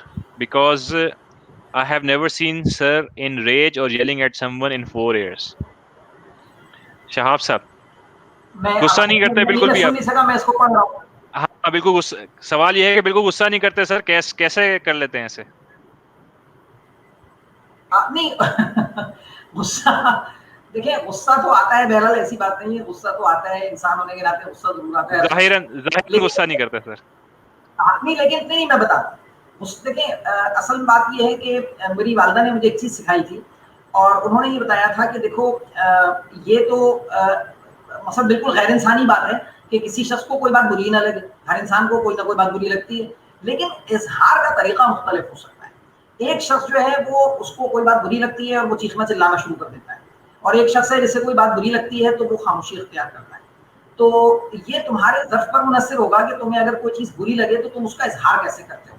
तुम्हारे साथ पेश आने वाले वाक़यात तुम्हारे कंट्रोल में नहीं है, लेकिन उनके ऊपर तुम्हारा रिएक्शन तुम्हारे कंट्रोल के अंदर है। तो बस वो बात ज़हन में चिपक गई है, और इसलिए जो है वो गुस्सा तो आता है, लेकिन बहरहाल बस अब उसका इजहार एक मुख्तलिफ तरीके से कर देता हूँ मैं। ठीक है सर, नेक्स्ट क्वेश्चन लेते हैं सर।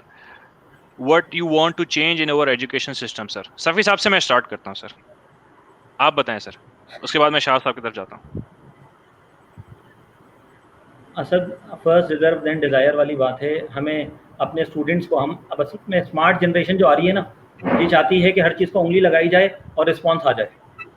तो शाह तरीफ साहब ने कहा, मैं कहता हूँ कि बस हमें किसी तरीके से अपने बच्चों में पेशेंस को ऐड करना है, उनको बताना है कि तुम्हें सब कुछ मिलेगा, तुम्हें सब कुछ मिलेगा।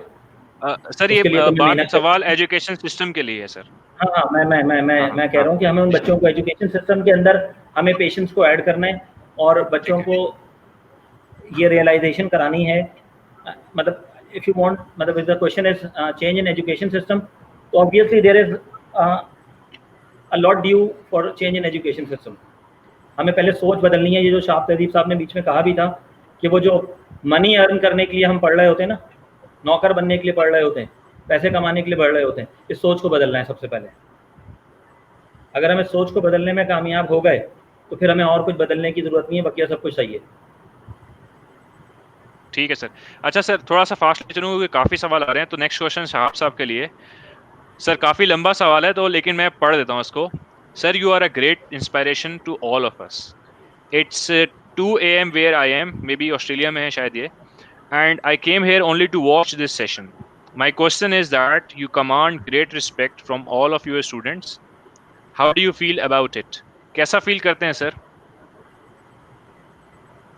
बस मैं अल्लाह का शुक्र अदा करता हूँ भाई, मैं इस काबिल बिल्कुल भी नहीं हूँ, और मुझे यकीन करें, मुझे इस चीज़ से देखिए मैं आपको एक बात बताऊँ कि मैंने कहीं एक दफ़ा पढ़ा था, हज़रत अली अलैहिस्सलाम का कॉल है कि तुम्हें लोगों की राय, तुम्हारे मुताल्लिक लोगों की राय तुम्हें किसी धोखे में ना मुब्तला कर दे।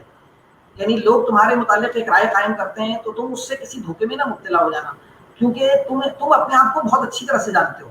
तो कब्र का हाल मुर्दा जानता है, मैं अपने आप को बहुत अच्छी तरह जानता हूँ, इनसाइड आउट। मैं जानता हूँ मेरी क्या खामियां हैं, क्या कमजोरियां हैं, लेकिन बस जब खुदा की ज़ात मेहरबानी कर रही है और उसने एक इज्जत दी हुई है, तो इस चीज़ से यकीनन ये चीज़ जो है वो बहुत जिम्मेदारी का तकाजा करती है। तो इससे बहुत डर भी लगता है कि जाहिर है जब खुदा ने ये चीज़ दी हुई है तो इससे यानी उसने बहुत बड़ी जिम्मेदारी आयद की हुई है। तो बस अल्लाह का शुक्र अदा करते रहता हूँ, मैं इस काबिल बिल्कुल भी नहीं हूँ। ठीक है sir. Next question sir Safi साहब से मैं स्टार्ट करता हूँ। अच्छा, थोड़ा सा डिफरेंट सवाल है क्योंकि मैं खुद बाहर हूँ। Is it good for engineers to seek job overseas and settle abroad forever? मैं इसके लिए अपनी क्लासेस में इस टॉपिक को एड्रेस करता था, और मैं कहता था कि बाहर ज़रूर जाएं, बहुत सारा पैसा कमाएं और फिर वापस आएं, और वापस आके यहाँ एम्प्लॉयमेंट अपॉर्चुनिटी क्रिएट करें। बाहर ज़रूर जाएं, बहुत सारा पैसा कमाएं, इसी नियत से जाएं कि आपने पैसा कमाना है और वापस लेकर आना है, और यहाँ आके कोई बिज़नेस शुरू करें। मेरे ख्याल से असद तुमसे भी मेरी बात हुई थी कि असद डट के पैसा कमाओ, असद खूब सेविंग्स करो, और क्या करो, वापस आओ, वापस आके क्या करो, अपना बिजनेस करो। तो मैं सेटलिंग अब्रॉड के ऑप्शन को तो मैं कभी भी वोट नहीं करता। अगर सेटलिंग अब्रॉड के ऑप्शन को वोट करने वाला होता तो शायद खुद भी कभी कोशिश करता। मेरे उस्ताद ने भी ये कोशिश नहीं की और मैंने भी ऐसी कोशिश नहीं की, तो इसलिए मैं तो कहूँगा कि वापस पाकिस्तान आओ, पाकिस्तान को तुम सबकी ज़रूरत है। बेशक सर। शहाब साहब, जल्दी से सवाल इसका जवाब लेंगे, फिर आगे वाले सवाल पे चलेंगे सर। हाँ नहीं, मैं जैसे सफ़ी साहब ने कहा ना कि मैंने ये कोशिश नहीं की, सफ़ी साहब ने भी ये कोशिश नहीं की। मेरे एक उस्ताद थे, वो मुझसे कहते थे कि तुम्हारे अंदर तरक्की की ख्वाहिश ही नहीं है, तुम तरक्की करना ही नहीं चाहते। तो अब बहरहाल वो तरक्की की अपनी एक डेफिनेशन हो सकती है कि आप किस चीज़ को तरक्की समझते हैं। लेकिन सफ़ी साहब की ये बात बिल्कुल दुरुस्त है कि अगर आप बाहर जा भी रहे हैं तो मेरी रिक्वेस्ट जो है वो हमारे ज़हीन दिमाग, रोशन दिमाग जो है उनसे यही है कि वो कम से कम ये कोशिश करें कि बाहर सेटल होने की नीयत से ना जाएं। लेकिन मैंने देखा है कि देखें खुद मेरे अपने बैच के तकरीबन 95% लोग जो है वो मुल्क से बाहर हैं और वो वहाँ वेल सेटल्ड हैं और वो perhaps they are more American themselves. तो ये एक मुश्किल है हमारे साथ में कि हम जहाँ कहीं चले जाते हैं, हमारे यहाँ से कोई शख्स 2 महीने के लिए अमेरिका या कनाडा होकर आता है और फिर वो आकर यहाँ ही आकर कहता है कि आपके यहाँ तो ऐसा नहीं होता, आपके यहाँ तो वैसा नहीं होता, आपके यहाँ गाड़ी ऐसे क्यों चलाई जाती है। तो बहुत सारी मुश्किलात हैं, लेकिन वो जिस तरह किसी पता नहीं कोई शायद दिल्ली नगमा है ना कि घर की खातिर 100 दुख झेलें, घर तो आखिर अपना है। घर तो बेशक अपना है। ठीक है सर। अगला सवाल करते हैं sir. What effective methodologies should be used by a lecturer to bring out the best from an anxious and underconfident students? शाब सर आपसे स्टार्ट करते हैं। जो बच्चा हल्का है उसको कैसे पुश करते हैं या पुल करते हैं टुवर्ड्स लर्निंग? देखिए उसका तो कम से कम मेरी नाक़िस राय में जो बेहतरीन तरीका है वो ये है कि आप क्लास में पढ़ाते हुए ना देखिए आप आइडेंटिफाई कर लेते हैं कि कौन से बच्चे ऐसे हैं जो कॉन्फिडेंट फील नहीं कर रहे, जिन्हें बात समझ में नहीं आ रही। तो उन्हें आप पिक करें, उन्हें आप क्लास में मौका दें, उन्हें आप एनकरेज करें। उनके गलत सवाल के ऊपर भी उन्हें ये ना गलत सवाल और गलत जवाब के ऊपर ये ना कहें कि तुमने गलत कहा है, उनको एटलीस्ट एनकरेज करें, उनको कहें शाबाश बहुत अच्छा सवाल किया है, वेरी गुड, अच्छा जवाब दिया है, वेरी गुड, लेकिन अब उसको जरा सा और बेहतर बनाना है। तो मैंने ये देखा है कि देखिए बाज़ औक़ात मैंने ये देखा कि बाज़ ऐसे स्टूडेंट्स जो बिल्कुल भी कॉन्फिडेंट फील नहीं करते थे, जो बिल्कुल क्लास में पीछे रहना पसंद करते थे, उन्होंने पार्टिसिपेट करना शुरू कर दिया और उन्होंने जो है वो बड़े अच्छे यानी जो इवन क्लास के बड़े ज़हीन लोग थे उनको पीछे छोड़ा। तो ये कॉन्फिडेंस जो है ना वो बड़ा ज़रूरी होता है। और मैं बताऊँ ना, एक उस्ताद का काम यही होता है कि वो एक स्टूडेंट को ये अगर कॉन्फिडेंस दे देना सिर्फ एक कि देखो तुम कर सकते हो, तुम्हारे अंदर ये सलाहियत मौजूद है, जब तुम ये काम कर सकते हो तो तुम्हें करना चाहिए। उसको बाहर बुलाकर एक दफ़ा थपकी दें, उसको किसी वक्त बुलाकर उससे बात करें कि आखिर तुम्हारे साथ क्या इशू है, तुम क्यों ये काम नहीं कर पा रहे हो। तो मैंने देखा है कि सिर्फ ये कॉन्फिडेंस दे देना जो है ना, ये मेरे ख्याल में स्टूडेंट में से बहुत सारी ज़बरदस्त छुपी हुई सलाहियतों को बाहर निकाल कर ले आता है और मैंने देखा है ये, मैंने तो एक्सपीरियंस किया इस चीज़ को। ठीक है सर। सफ़ी साहब, हम जैसे को तो कॉन्फिडेंस सर आप लोगों ने दिलाया है। मेरा जैसा बैक बेंचर क्योंकि बैठता ही, अगर आपको याद हो मैं क्लास के अंदर बोर्ड भरने के बाद बैक बेंचर्स पे जाके बैठता था हमेशा से। यानी मैंने अगर बैठना है, पानी पीना है, तो मैं पीछे की सीट्स पे जाके बैठता था और वहाँ ऐसे ही लोग छुपे हुए होते हैं और वो मेरे दोस्त बन जाते थे।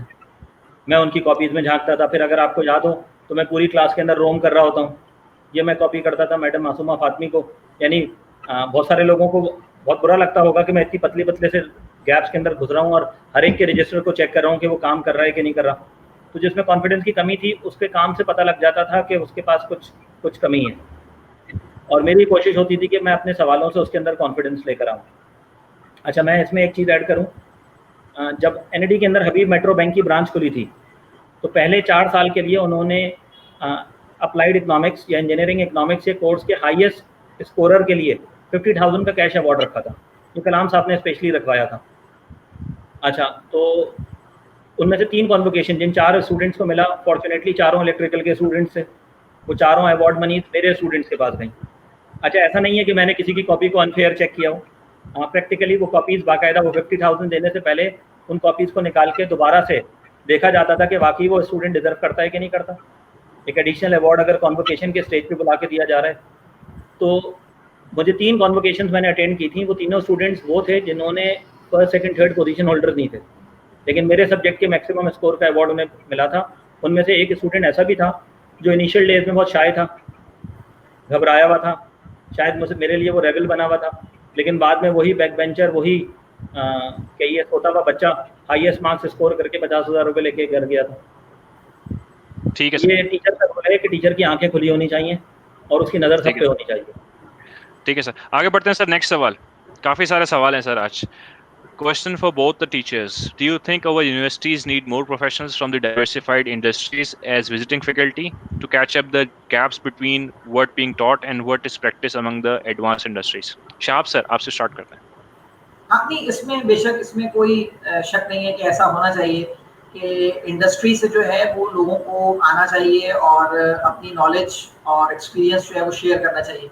लेकिन देखिए, इसमें मैं एक बात ऐड करूंगा कि आपने रेहान जलील साहब का इंटरव्यू किया था, ठीक है. अभी मेरे ख्याल में 3-4 सेशंस पहले रेहान जलील साहब का इंटरव्यू किया गया था. एन अकम्प्लिश्ड एनईडीएन, हमसे 1 साल सीनियर थे, इलेक्ट्रिकल के ग्रेजुएट थे.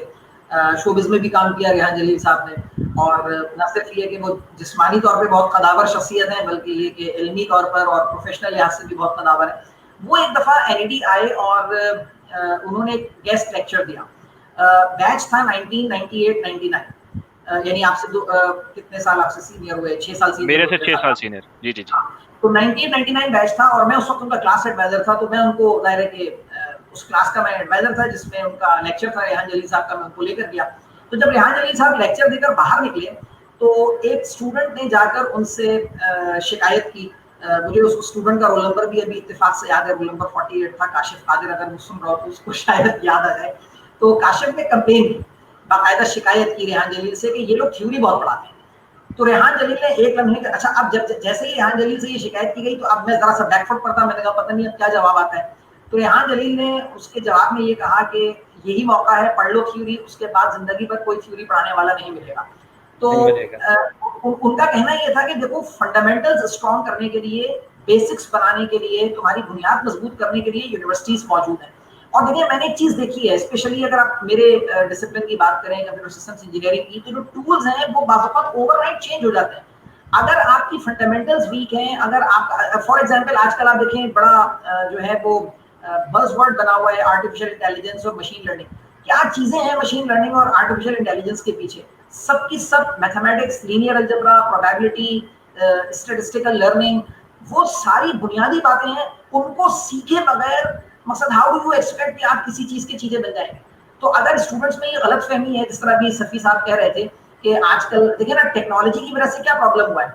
टेक्नोलॉजी ने हमें बना दिया है बहुत ज्यादा शॉर्ट टेम्पर्ड बना दिया है, इंस्टेंट ग्रेटिफिकेशन का आदी बना दिया है. हम हर चीज को क्लिक के ऊपर चाहते हैं, इधर क्लिक किया इधर रिजल्ट, इधर क्लिक किया इधर रिजल्ट. हमारा टेम्परामेंट खत्म हो गया है. मुझे अच्छी तरह याद है, आज से 15 साल पहले, 20 साल पहले हम क्लासरूम में पढ़ा रहे होते थे, बच्चों में टेम्परामेंट नजर आता था कि हम एक प्रॉब्लम को सॉल्व कर रहे हैं, 3 बोर्ड्स भी भर जाते थे तो वो सुकून के साथ बैठकर उस चीज को सीख रहे होते थे. आजकल ये ओ भाई ये क्या हो गया, ये कब सॉल्व होगा, ये तो इतना लंबा हो गया, इसमें कब जवाब आएगा, सर ये तो बहुत मुश्किल हो गया. ये जो टेम्परामेंट है ना, देखिए, वो जो पेशेंस की बात कर रहे थे, अगर ये आप इनकलकेट कर दें, वो जिस तरह अल्लामा इकबाल ने बात कही थी, वो बस मुझे बाद में मेरा बेटा बाज़ औक़ात मुझसे कहता है कि शायद अल्लामा इकबाल को अपने शेर इतने याद नहीं होंगे जितने आपको अल्लामा इकबाल के शेर याद है. तो अल्लामा इकबाल ने कहा था एक जगह कि नक्श है सब नातमाम खूने जिगर के बगैर और नगमा है सौदाए खाम खूने जिगर के बगैर. यानी जब तक आप खूने जिगर शामिल नहीं करेंगे ना, उस वक्त तक आप किसी भी चीज के अंदर जो है वो रंग नहीं भर सकते. सही है सर. माशाल्लाह सर, पक्के इकबाल के शाहीन भी है. ये चौथी क्वालिटी है. मैं गिन रहा हूँ आज, मैं बिल्कुल क्या क्या करना है माशाल्लाह. सभी सर. जी सर. शाह साहब. जी शाह साहब. थ्योरी मजबूत करने के लिए, कॉन्सेप्ट्स मजबूत करने के लिए यूनिवर्सिटी में ऐसे असातिज़ा का होना बहुत जरूरी है जो किताब को पढ़ के, जो कई किताबों का मुताला करके आपके सामने ऐसी चीज रख सकते हो जो आपका टाइम सेव करे, आपको चीज को सिखाने में हेल्प करे. लेकिन उसके ऊपर कुछ गेस्ट लेक्चर्स, कुछ सेमिनार्स, कुछ सेशंस इंडस्ट्री से जरूर होने चाहिए. लेकिन ऐसा नहीं हो सकता कि सब कुछ इंडस्ट्री के हवाले कर दिया जाए. आपको अच्छे पढ़ाने वाले असातिज़ा की बहरहाल जरूरत रहेगी. श्योर सर, कॉम्बिनेशन होगा इसका सर. सफ़ी साहब. जी. मैं शहाब साहब की पूरी बात को सेकंड करूंगा.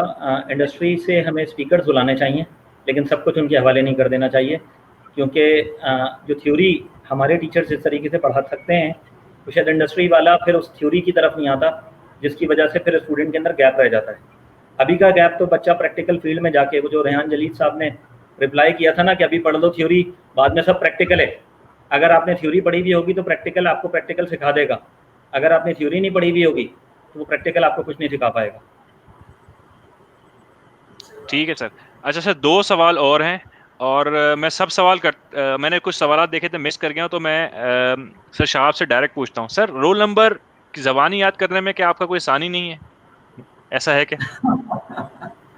वो इत्तेफाक की बात है, इत्तेफाक चले की ये बात है बताएं, हमारे जो ग्रुप के एडमिन है माशाल्लाह, अफजल अनवर साहब, उनका रोल नंबर याद है आपको सर? अब ये देखना, ये आपने मुझे फंसा दिया है। अफजाल नंबर का रोल नंबर मुझे शारिक अयूबी जो है मुझे याद पड़ता है, शायद उसका नंबर 36 था, अगर मैं गलत नहीं। चले भाई, शारिक अयूबी अगर देख रहे हैं तो कमेंट करें प्लीज। अफजाल नंबर का पता नहीं, मुझे एग्जैक्टली जहन में नहीं है हो सकता है सर थोड़ी देर बाद याद आ जाए आपको सर। अच्छा सर, एक सवाल सर सफ़ी साहब के लिए सर। अच्छा सर, सफ़ी साहब, मुझे अपना एक सवाल याद आया है, ग्रुप से रिलेटेड है। पहले आप ये सवाल का जवाब दें, फिर मैं आपसे पूछता हूँ। वो जरा लेकिन थोड़ा सा कंट्रोवर्शियल सवाल है सर, पहले इसका जवाब देते हैं। The reason behind sir Safi's high energy sir. Wasim वाला, अकरम वाला तो जवाब नहीं है सर इसका? Reason behind sir Safi's high energy, commitment, hard work and preparation. Commitment, जबरदस्त। Hard work and preparation. चलो भाई आंसर आप फ्यूल्ड विद इस चीज पैशन, को, हाँ हाँ, हर फ्यूल्ड विद रिस्पेक्ट पैशन। में। ठीक है, बेहतरीन है। अच्छा सर, ये सवाल मैं करता हूँ सर आपसे, थोड़ा सा कंट्रोवर्शियल है, so I hope you won't mind, लेकिन इस ग्रुप पे बात हुई थी तो मैंने कहा आपसे पूछ लूं, और बात इस सवाल से हो जाए। ग्रुप पे एक कमेंट चला था, और ये मैंने आपको खुद तो कहते नहीं सुना, लेकिन इनडायरेक्टली मैंने सुना है। एक फेमस प्रोवर्ब है जो आप काफी यूज करते हैं sir, and that is, if rape is unavoidable enjoy it. क्या मकसद होता है सर, आप क्या बताना चाहते हैं इस पे? क्योंकि इस पे बाज़ औक़ात जो फीमेल स्टूडेंट से काफी बुरा मान जाती हैं। इसका कॉन्टेक्स्ट क्या है सर बेसिकली? अच्छा सर, डू हाँ यू सर, हाँ ओन सर, हाँ it, sir. Do you own it जो आप हाँ ऐसा जी, कहते हैं, या पहली हाँ? चीज़ मैं इसको ओन करूँगा। आईबीए के अंदर हमारे एक साबका डिप्टी डायरेक्टर हुआ करते थे, हमारे टीचर थे सैयद फजले हसन। हम्म। वो ये बात कहा करते थे कि when rape is unavoidable then enjoy it. मैं इसको समझाने के लिए आपको 2-3 सिनेरियो समझाऊंगा। मुझे एनईडी की एडमिशन कमेटी ने रिजेक्ट कर दिया क्योंकि मेरी एक आंख नहीं है। आप इसको क्या कहेंगे? आज मैं इट्स रिजेक्शन, हाँ। अगर उस मेमोरी को, लेकिन हाँ, हाँ। मैं कह रहा हूँ ना, मैं उस मेमोरी को जब रिकॉल करता हूँ तो उस मेमोरी ने मुझे नमान साहब से मिलवाया, और मैंने वो जो एंजॉय कर रहा हूँ आज भी, उसका कोई मैच नहीं है। अभी जो कोविड सिनेरियो गुजरा है, इसने इकॉनमी के साथ क्या किया है? रेप हुआ है सर। इसने एम्प्लॉयमेंट के साथ क्या किया है? बिल्कुल यही हुआ है sir, same to same. now the ball is in your court. Either you find an opportunity, जैसे अलिकमा फाउंडेशन ने अराउंड 80 मिलियन रुपीस की अपॉर्चुनिटी फाइंड की, लोगों ने ट्रस्ट किया। यकीनन अलिकमा फाउंडेशन के अकाउंट में इतने पैसे कहाँ से आएंगे? नो अगर साइन। लोग यूएई से, सऊदी अरेबिया से, दुनिया के मुख्तलिफ कोनों से पैसे नहीं भेजते तो ये मुमकिन ही नहीं था। ये एनईडी के स्टूडेंट्स, मैंने आपको फिगर बताई ना, 68% contribution is from NED alumni. तो दिस वाज अ सिचुएशन जिसको आप इकोनॉमिक पॉइंट ऑफ व्यू से, this was rape of economy, employment. And हमने उसको, हम घर पे नहीं बैठे कमरा बंद करके और हुकूमत को या यहूदी साजिश नहीं कहते रहे, हमने उसको एंजॉय किया। हमने तमाम सेफ्टी मेजर्स लेके, तमाम प्रिकॉशनरी मेजर्स के साथ 50 लोगों की टीम ने दिन रात काम किया, दिन रात काम किया। मतलब इट वाज नॉट इजी कि जहां आपको मोबिलिटी कंस्ट्रेंट्स हों, आप राशन खरीद रहे हों, पैक कर रहे हों, डिस्ट्रीब्यूट कर रहे हों। तो वी एंजॉयड इट। ज़िंदगी में मुश्किल सिचुएशंस आती हैं जिनको आप इग्नोर नहीं कर सकते। मैं जिस वक्त ये बात समझाता हूँ, मैं जब क्लास के अंदर एग्जाम्पल देता हूँ अपने एम्प्लॉयमेंट इंटरव्यूज़ की, और एम्प्लॉयमेंट इंटरव्यूज़ के अंदर मैं बच्चों को बताता हूँ कि मेरी ज़िंदगी का जो पहला इंटरव्यू था, जिस खातून ने या जिन हज़रत ने ये फेसबुक पे पोस्ट किया था, शायद वो पूरा कंटेक्स्ट भूल गए थे, उन्हें खाली जुमला याद था, और उस जुमले को भी उन्होंने नेगेटिव रिलेट किया था। आई थिंक उन्होंने उसको सेक्स से रिलेट किया था। मेरा उस कॉन्टेक्स्ट में कहीं सेक्स था ही नहीं। मैं अपना पहला इंटरव्यू याद दिलाता हूँ, जो जनरल ट्रेडर्स में था, मैं क्लास में उसको शेयर करता हूँ। मेन शारे फैसल पे आइए चुंदरीका रोड में जंग अखबार के दफ्तर के साथ कोने पे एक बिल्डिंग है, जिसके फर्स्ट फ्लोर पे जनरल ट्रेडर्स जो तोशिबा के डिस्ट्रीब्यूटर्स हैं। मेरे पहले इंटरव्यू में सवाल था, why manhole is circular in geometry, जिसको मैं क्लास में बताता हूँ कि अगर वो मैन होल स्क्वायर शेप का होता तो डायगोनल में नीचे गिर जाएगा और नीचे बंदा जख्मी हो जाएगा। ये हमें उस वक्त नहीं पता था। इसी तरीके से मैं इंटरव्यू, और मैं बताता हूँ कि बहुत सारी जगहों पे आप रिजेक्ट होते हैं, लेकिन आपको परेशान नहीं होना है, एंजॉय इट।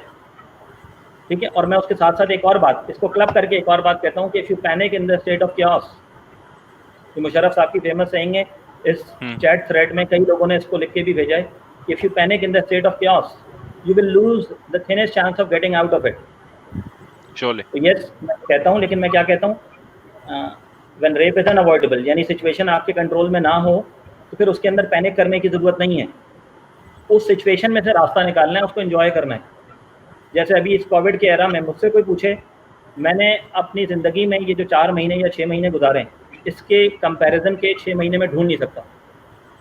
यानी मैंने ऑनलाइन टीचिंग भी की है, मैंने सिस्टम्स भी डेवलप किए हैं, मैंने या मेरी टीम ने जो कुछ अल्लाह ने हमसे करवा दिया, वो अगर हमसे कोई कहे कि दोबारा करके दिखाओ तो I let me tell you one thing, मैं दोबारा नहीं कर सकता। मैं मोटर बाइक पे दौड़ा हूँ, इधर से पेमेंट उठानी है, उधर से पेमेंट उठानी है, और ये मैं पहली दफ़ा नहीं कर रहा। अल-हिकमा फाउंडेशन ने आज दिन तक वो सवात ऑपरेशन हो, वो ज़रब अज़ब हो, वो फ्लड हो, अर्थक्वेक हो, हर जगह पे हम तो अपने मैसेज में लिख के भेजते हैं कि अगर किसी को डोनेशन देना है तो वो हमें इन्फॉर्म करें, हम आके पिक करेंगे। डिफेंस तक मैं मोटर बाइक पे जाता हूँ पैसे देने के लिए, औरंगी, सुरजानी, नॉर्थ आज़माबाद, मतलब डिस्ट्रीब्यूशन से पहले सर्वे के लिए रात के 2 बजे मोटर बाइक पे आप जा रहे हैं और आपके पास वो कोर कमांडर कराची का दिया हुआ पास मौजूद है, कमिश्नर कराची का मोबिलिटी पास मौजूद है। This is not easy. तो अगेन वी एंजॉयड इट। ये 5 महीने मैंने अपनी ज़िंदगी के बेस्ट 5 मंथ गुजारे हैं। ऐसा ही है सर। तो अगर देखें सिर्फ कबूतर की मिसाल भी दी जाती है। जी जी जी सर, समझ गए। किसी ने अगर उसको नेगेटिवली लिया था तो मैं उससे माजरत करूंगा, लेकिन उसने उसको गलत कॉन्टेक्स्ट में लिया था, वो शायद उस रेप को सेक्स में ले गया था। मैं तो ये Covid economic employment overall yes overall उसकी बात होती है। और सर सीधी सी बात है, आपको कबूतर बनने की जरूरत नहीं है। अगर आप बिल्ली आप पे झपटती है, आपको आंखें नहीं बंद करनी, आपने अपने पर खोलने हैं और अपने मौके निकालने हैं, अपनी जिंदगी बचानी है। इस तरह से इसी कॉन्टेक्स्ट में बात हुई। काफ़ी ज़्यादा टाइम लिया सर माशाल्लाह। आई थिंक अभी तक का सबसे लंबा सेशन ये हुआ है और पता भी नहीं चला इसका, और बहुत ज़्यादा मैंने भी इंजॉय किया। क्लोजिंग की तरफ चलते हैं सर, और काफ़ी सारे सवालात भी हुए, काफ़ी मज़ा भी आया है। बारी बारी में आपसे आपकी तरफ आता हूँ सर, आप लोग अपने क्लोजिंग रिमार्क्स क्या देंगे सर शहाब साहब? बस मैं आपका शुक्रिया अदा करूँगा कि आपने मौका दिया कि बहुत सारे जो स्टूडेंट्स थे हमारे, पुराने स्टूडेंट्स थे, उनके साथ कनेक्ट करने का मौका मिला है। सोशल मीडिया की खूबसूरती यही है कि बहुत वो जिसे एक शेर याद आ गया है मुझे कि मुकर्रर सर। अभी तो मैंने शादी नहीं की, आपने मुकर्रर किया। मुझे पता नहीं इरशाद सर। इरशाद सर वो सोशल मीडिया की सर सॉरी बदलो सर प्लीज उसमें निकाल देगा। मेरे शेर व शायरी से कोई शौक नहीं है सर। ये गलती माफ करता आपके स्टूडेंट की। वो शेर ये है कि यही बहुत है कि वक्त उसको ढूंढ लाया है, किसी के साथ सही वो नजर तो आया है। तो ये सोशल मीडिया की खूबसूरती है कि जो बहुत पुराने लोग, पुरानी दोस्तियां और पुराने रिश्ते ताल्लुकात जो है वो रिवाइव हो गए और लोग एक दूसरे के साथ कनेक्ट हो गए। तो ये आपने मौका दिया हमें, आपका बहुत शुक्रिया, आपकी बहुत बड़ी नवाजिश है। बस एक बात मैं जो कहना चाहूँगा स्टूडेंट्स से और इन जनरल ज़ाहिर है जिस चीज़ को मैं आमतौर पर अक्सर क्लास में भी बात करता हूँ इस चीज़ के ऊपर, और वो ये है कि देखिए स्टूडेंट्स में एक सलाहियत का होना बहुत ज़रूरी है। और वो ये है कि कोई काम जो है वो हम अक्सर मैं बताऊँ, अक्सर इंसानों में ये हैबिट होती है कि वो बहुत सारे काम पेयर प्रेशर में, बहुत सारे काम सोशल प्रेशर में, बहुत सारे काम बस लोग ये चाहते हैं तो मुझे ये कर लेना चाहिए। Live your own life. आपको जो है वो मकसद it's perfect to live a life others don't understand. आप मतलब जैसे मैं बात लोग मुझे कहते हैं कि आपने क्या जिंदगी गुजारी है, थी जो है वो आप बाहर नहीं गए, ये नहीं किया, वो नहीं किया, बहुत सारी बातें कर रहे होते हैं। तो असल काम ये है कि आपका अपना कन्विक्शन कितना स्ट्रांग है अपने काम के अंदर।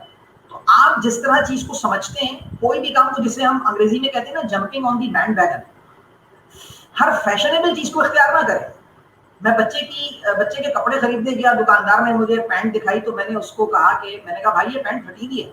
तो मेरा बच्चा जो था वो मुझे कोनी मारने लगा और हंसने लगा। मैंने कहा बाबा ये डैमेज जीन होती है, आपको पता नहीं है क्या? मैंने कहा मुझे सब कुछ पता है, लेकिन मैं उसको समझाना चाहता हूँ कि तुम ये चीजें हमारे यहाँ क्यों बेच रहे हो, हमें क्यों बेवकूफ बना रहे हो, हम क्यों ब्लाइंडली फॉलो करना शुरू कर दें? क्या तरक्की इसी चीज का नाम है कि जो कुछ वेस्ट करे उसको अंधाधुंध उसको अडॉप्ट करना, उसको फॉलो करना शुरू कर दिया जाए? मेरी अकल मारी गई है, मेरी मत मारी गई है कि मैं उस चीज को अडॉप्ट करना शुरू कर दूं।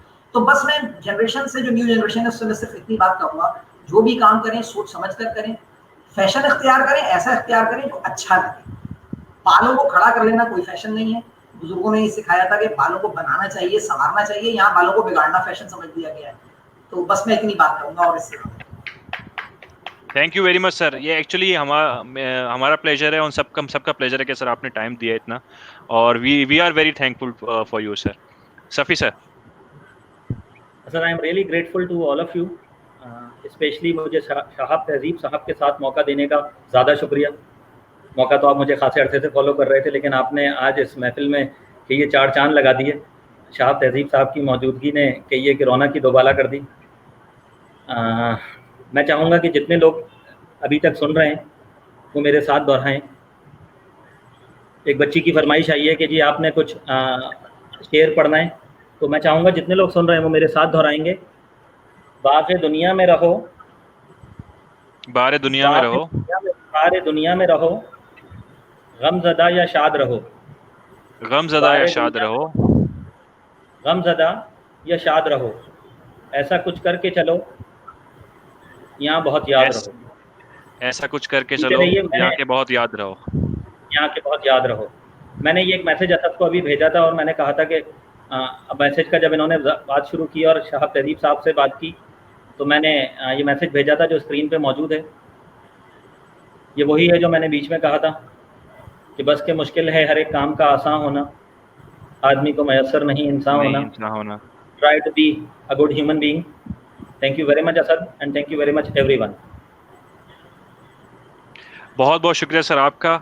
और अब हम इसी रिमार्क्स पे क्लोजिंग करेंगे। ऑडियंस से मैं कहूँगा जो भी अभी लाइव हैं, प्लीज़ अपना फीडबैक दीजिए, कमेंट कीजिए, और इस सेशन को लाइक कीजिए और शेयर कीजिए अमंग योरसेल्फ।